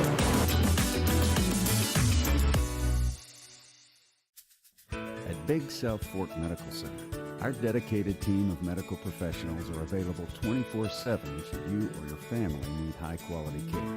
We have an emergency room, inpatient unit, and a range of outpatient services. Big South Fork Medical Center, your local hospital where we're small enough to care, but large enough to heal. For more information on what we have to offer, you can visit our website, www.bsfmedical.com. Welcome back to our Highlander postgame wrap-up. Coming up, we'll recap the scoring. We've got our stats. Ben looks around the region at some scores. He'll tell us what's coming up on IH Sports Network next week. And we've also got our player of the game and our lineman of the game. I hope our committee is working on that. Right now, we turn our attention to Coach Bill Hall, who joins us after the game tonight. Coach Harris, I think, told us last week he'd start designating somebody. Yeah. And since you were the closest one closest. here, you're the one that we Hey, you didn't have to come up the steps to get here. I came you were down. going down. Yes, sir. Yes, sir. There was an interesting – I was sitting in Coach Harris's office, and you know the little pregame interview that I do, and we were talking about that, and I brought up the point that, you know, you should be proud of our team from an offensive standpoint. We've had some muffs on kickoffs. From an offensive standpoint, we had done such a great job of protecting the football, eliminating turnovers. Yeah. And he said, no, you'll jinx us tonight. And he knocked on wood, and then suddenly, you know, the wheels came off as far as the fumbles and interceptions tonight. Well, it did. You know, I think of, you know, the picks. I think he was just trying to force the ball into some areas. Maybe trying to throw the ball back across the middle when you're sprinting to a certain area. And I may have made a comment on there about Brady was pulling too fast out of the pocket. I don't know, but you know he's been hit so many times.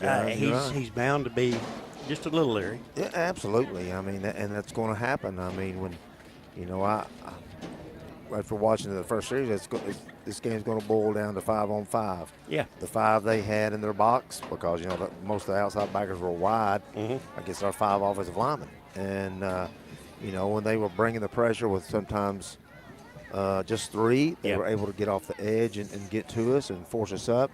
But I thought their people their defense especially did a good job of closing. They did. You know, closing on Brady. It looked like at times he had some running lanes, and they got in their zones good. They dropped, and then when he was able to maybe escape, they did a great job of just attacking and running the football.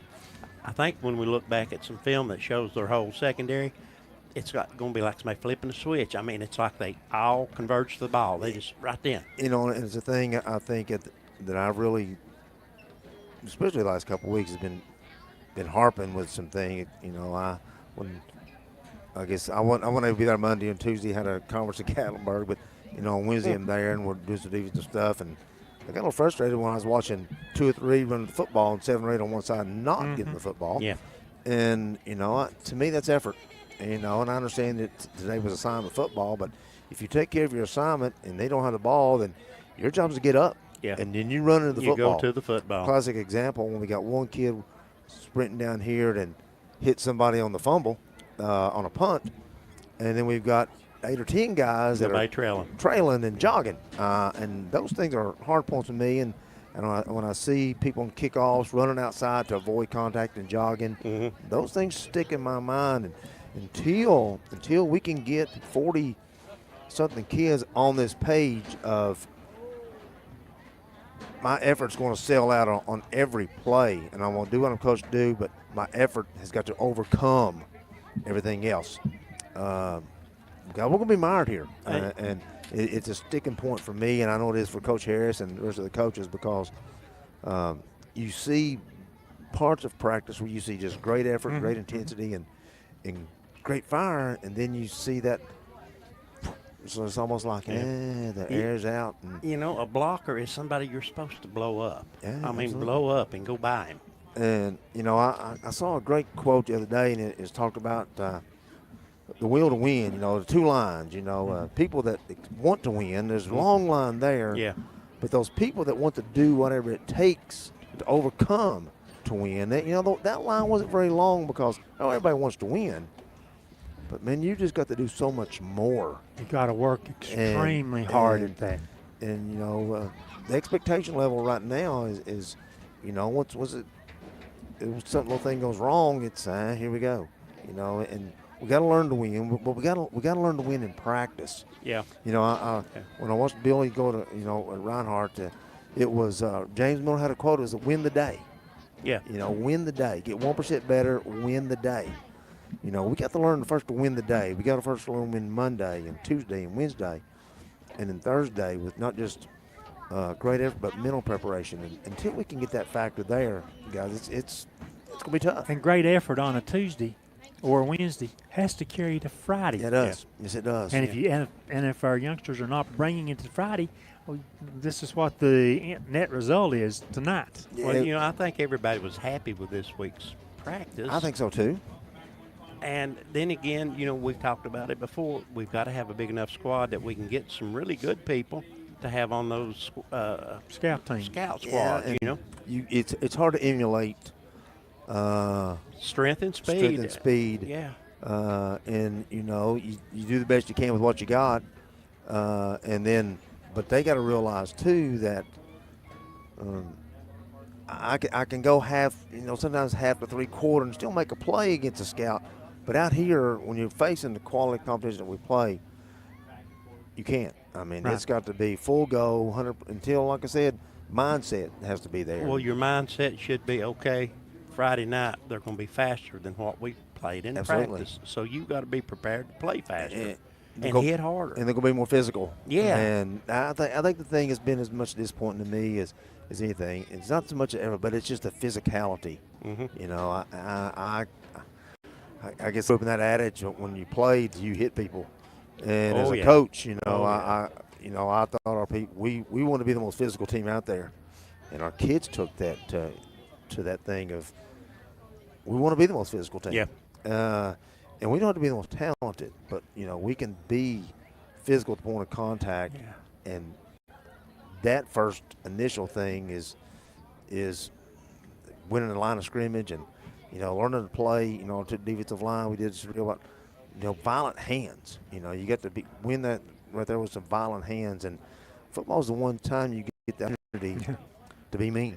They'll put you in jail if you do it out on the street. Yeah, you get an opportunity right here. You don't get in trouble. And if you're carrying the ball, Coach, you make them remember tackling you. Yeah, I mean, that's so run over the first two anyway. You know, we look at it tonight. You know, Pigeon, they pick up the win. Yeah. Unfortunately, we lose the game. The other side of that is, for the next 3 weeks, we have to go to some pretty tough places to play football. Yes, we do. Yes, we do. You know, next week it'll be in Knoxville to take on Gibbs. Yeah. The following week over at Clay County, and then back to Knoxville to take on Fulton. And, you know, those games are going to be tough, and each one will be physical. We'll see some finesse. We'll see a lot of finesse from the Fulton quarterback. Yeah. And we'll see some from the passing attack of Clay County. And Gibbs, they can put up the points when they want to. They hung 55 on Fulton. Yeah. And of course they gave up 61. Yeah. But they also beat a really good Carter team, which just really had their way with us on every snap. And as I was telling our coach after the Carter game, I thought, regardless of what we tried, I watched what they were doing to us offensively was almost a mirror image of what we were trying to do to them. But they had speed on the perimeter, and if we went to man free, well, then they were able to attack us on the outside, on the edge. Mm-hmm. If we went to two-man under, they were able to do the little toss sweep in the running game, speed option for a touchdown. If we played straight zone, they were able to run their screen game.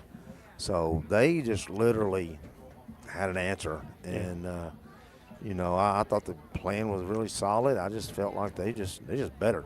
Yeah, they just whipped us. And with there speed are and times skill. when that happens, when you just play a little bit better competition, but you got to use that as something to make you strive a little harder next week. And you know, our kids got, you know, I know they hurt. Man. Yeah, they do. You think, I mean, they've been through this, and you know, you love them because they're ours. Yeah. And well, we're going to coach the hound out of them on Monday, and we're going to prepare to get better. I mean, that's all we can do. I mean, these fans are hungry for a win. Yeah, I know that we are hungry. Those kids are hungry. You know, they hurt, and they'll come to work on Monday. They'll give us everything they got. Yep. There'll be some of these kids watching the playback of this thing, if not tonight, in the morning, you know, and probably not believing some of the stuff they're seeing, because you know yourself as being a player, what you think is going on, it looks so much different when you actually see it. You see it, yeah. And there's some things that sometimes you got to call them out, you know. And as they've been there, and you watch it and you see it, that thing that's filming up top. Big eye don't lie. Don't lie. And you know, I saw to me, you know, you're trying to be positive and find something that's always good, but when you see too much walking and you see just no effort and you see these little things, then you realize until we can correct that, until we can get everybody busting the football, until we can get everybody on that mindset of, you know, sure. It's 100%, 100% of the time. 100% of the time. You're going to get blocked, but, man, you got to blow up that block. You got to get by it. You know, and I don't ever recall people, you know, the injuries are part of this game. Right.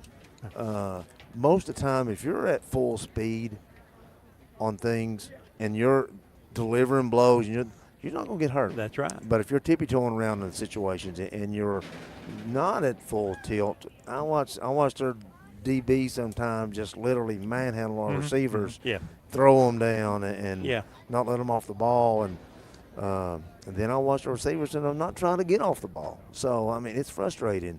You know, and we knew that would happen, especially with that one cornerback of theirs. Because everything we looked at, he did it. He knocked him. You know, I can remember, when I had, I guess we had Ryan Keaton and Chad Kenny, you know, was play corner, and we would walk up in a 4-4 look and just go man to man on the outside, and say, all right, guys, and we did it with Jeremy Branscombe. He's a 5'2", 40 guy, but he got his hands on you. And his effort was always on every snap. You just didn't get behind him. And just because he won the battle at the line of scrimmage, and if we could get him in the sideline, I was going to take him in the sideline. If we could put him on the back, we could put him on the back. It's exactly what they did tonight. That's what they did to us. And you know, I applaud my hat to that style. And you know, Coach, this group right here, of all the years I've been coming out, I feel closer to this group. I love them so much, and that's what hurts me so bad is because they don't get that spot. Well, and when Coach Harris asked me to come down and start being a part, and you know, and I was really hesitant, but because I knew what would happen. You know, you get an attachment, you see it. Oh yeah. You know, as I've said many times, I see the look in these kids' eyes. They want to win. They want to win, and they'll fight. They'll work through it. But we have to somehow find ways to bring that toughness out. We have to find ways, you know, make that light go off. Yeah. And you have to find the ones who say it and those who feel it. Oh yeah. You know. And you know, I've been on these ends, and I've been in, you know, in those good ends. And believe me, this is never fun when you take one. But the good thing is, you're playing a game of football. It's things, and you got to work through it. I mean, it's so much. A lot of your best days come through fighting through adversity. It does. And you know, I think adversity always kind of people that can rise up to it and look it square in the face and say, "Hey, I want to defeat it." You know, and also. The adage that a lot of times that you find leaders, because that leader is not always your best player. That's right. Not always the best player out there. They're not always your leader. But we got to find that guy that somebody's going to follow. That's right. Coach Hall. Yes, sir. We're going to let you go. We know you've not had a chance to visit down in the dressing room yet. We appreciate the quick stop thank here. you. And Coach Harris for letting you to give us a little time with us right here. Little point brag on our schools. We had great. I'm talking director school here. Great scores this year. We had Fairview Elementary was a reward school. Had Winfield Elementary. We met both our double targets this year. Great. So we had a great. So last year was a great year. We recovered from the COVID pandemic. I think we're recovering well. We're going to keep working, and we're going to keep working down there, guys, on that football program. Get this thing right. We've been through it before, and we've came out on top Yes, before. sir. So. Yes, sir. All right. Thank you, guys. Thanks to Coach Hall. Thank you for stopping by. Before I take this break right here, and before I forget it, Woody's trivia question tonight was, who was the second homecoming queen in Highlander history? I don't know. I forgot it. Well, that was the question. I do. The answer is Carrie Sue Jeffers Posey was the second homecoming queen. Linda McGee Bird's the first homecoming queen. So those are a couple of trivia questions. It's taking Monday through tonight for us to get those in here on the I8 Sports Network. We step aside. We take this break. We come back, recap the scoring. We got stats. Ben's got stuff around. A lot more to go during our Highlander postgame, which will continue after this message. Bill Armstrong with the Big South Fork Air Park. 15 years now we've been in Scott County, and a customer of First National Bank 15 years. It's important to us to use a community bank. First National Bank has always been our bank. They're large enough to service any needs you have. But there's a sense of community here. It's nice doing business with people that you know, and they know your name. So that's why we use First National Bank.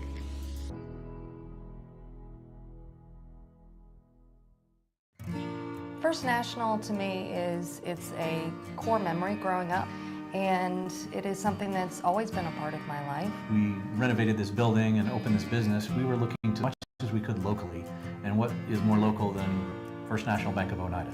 First National Bank is very involved with a lot of the local community events and supporting of businesses, and involved with the fair and the sports locally and other things that I think is just indicative of the local community being supported by the local bank. Scenic Foods is about freshness, with meat cut in-store daily and special cut upon request. A deli that offers fresh meats and cheeses sliced to your choosing. A produce department offering fresh fruits and vegetables, and of course a full line of competitively priced groceries to meet your weekly shopping needs. Scenic Foods is about value and convenience. Don't have time to cook supper? Try our cheese sticks, pizza, and wings, as well as our fresh-made and side dishes. Need to fill an empty pantry? We have all you need at Scenic Foods, located at 73 Acre Highway in Huntsville. If you vape, you could be inhaling toxic metals into your lungs. To show how scary that is, we made metal monsters. With special effects that show metal particles being inhaled. And music that would make your heart race. But nothing is as scary as the facts. Vaping can deliver toxic metals like nickel and lead into your lungs. That's metal in your lungs. Tail sleep. Welcome back into our second segment in our Highlander postgame wrap-up.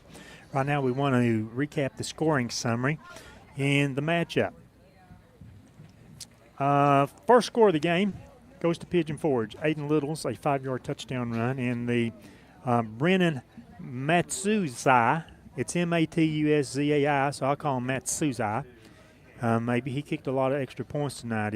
Gave the Pigeon Forge Tigers a 7-0 lead. We moved just actually a little further in, 70 seconds later, I think. Pigeon Forge scores again. Wyatt Howard on a 31-yard touchdown pass to Aiden Littles. The Matsuzai point after kick made it 14-0. Then with the clock's hitting on triple zeros at the end of the first quarter, Aiden Howard a 29-yard touchdown scoring run. The Matsuzai point after kick was good. It's 21-0 after one quarter in favor of Pigeon Forge. In the second quarter, there was only one score. That also goes to Pigeon Forge as Aiden Littles scores on a 12-yard touchdown run. That is his second rushing touchdown, and he had, second rushing touchdown of the half. He also had a passing reception for touchdown. The Matuszi kick was good. It was 28-0 as we went to halftime.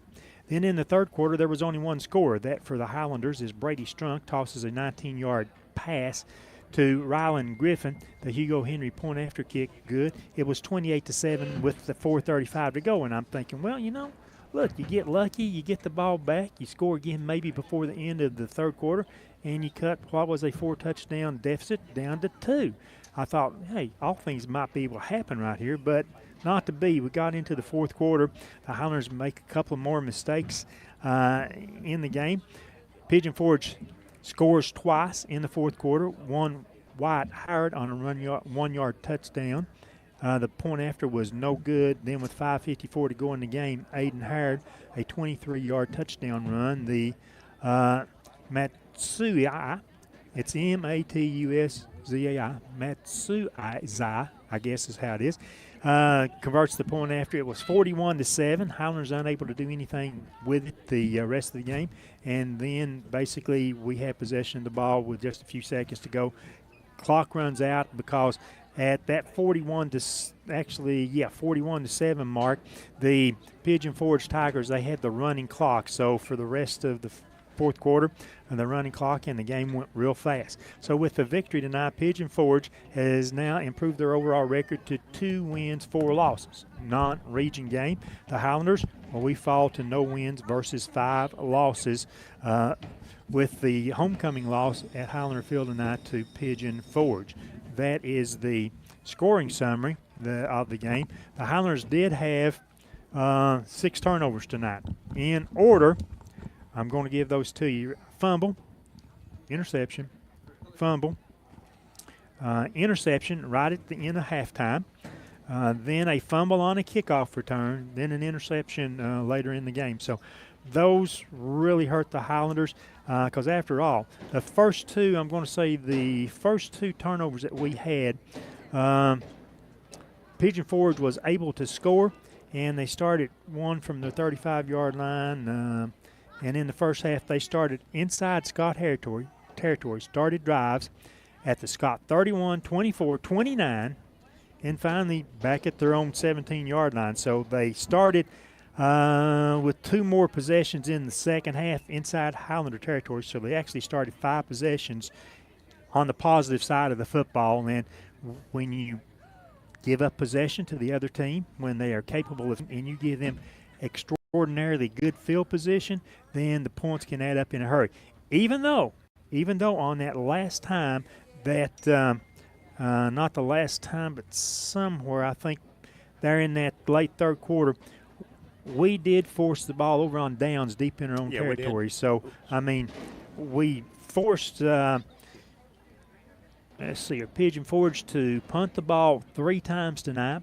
We forced them to give up possession on downs 3 times tonight. So there's 5 stops against their offense. I just say a lot of it was our mistakes and good field position that they had. So it helped Pigeon Forge to get the scores they got tonight.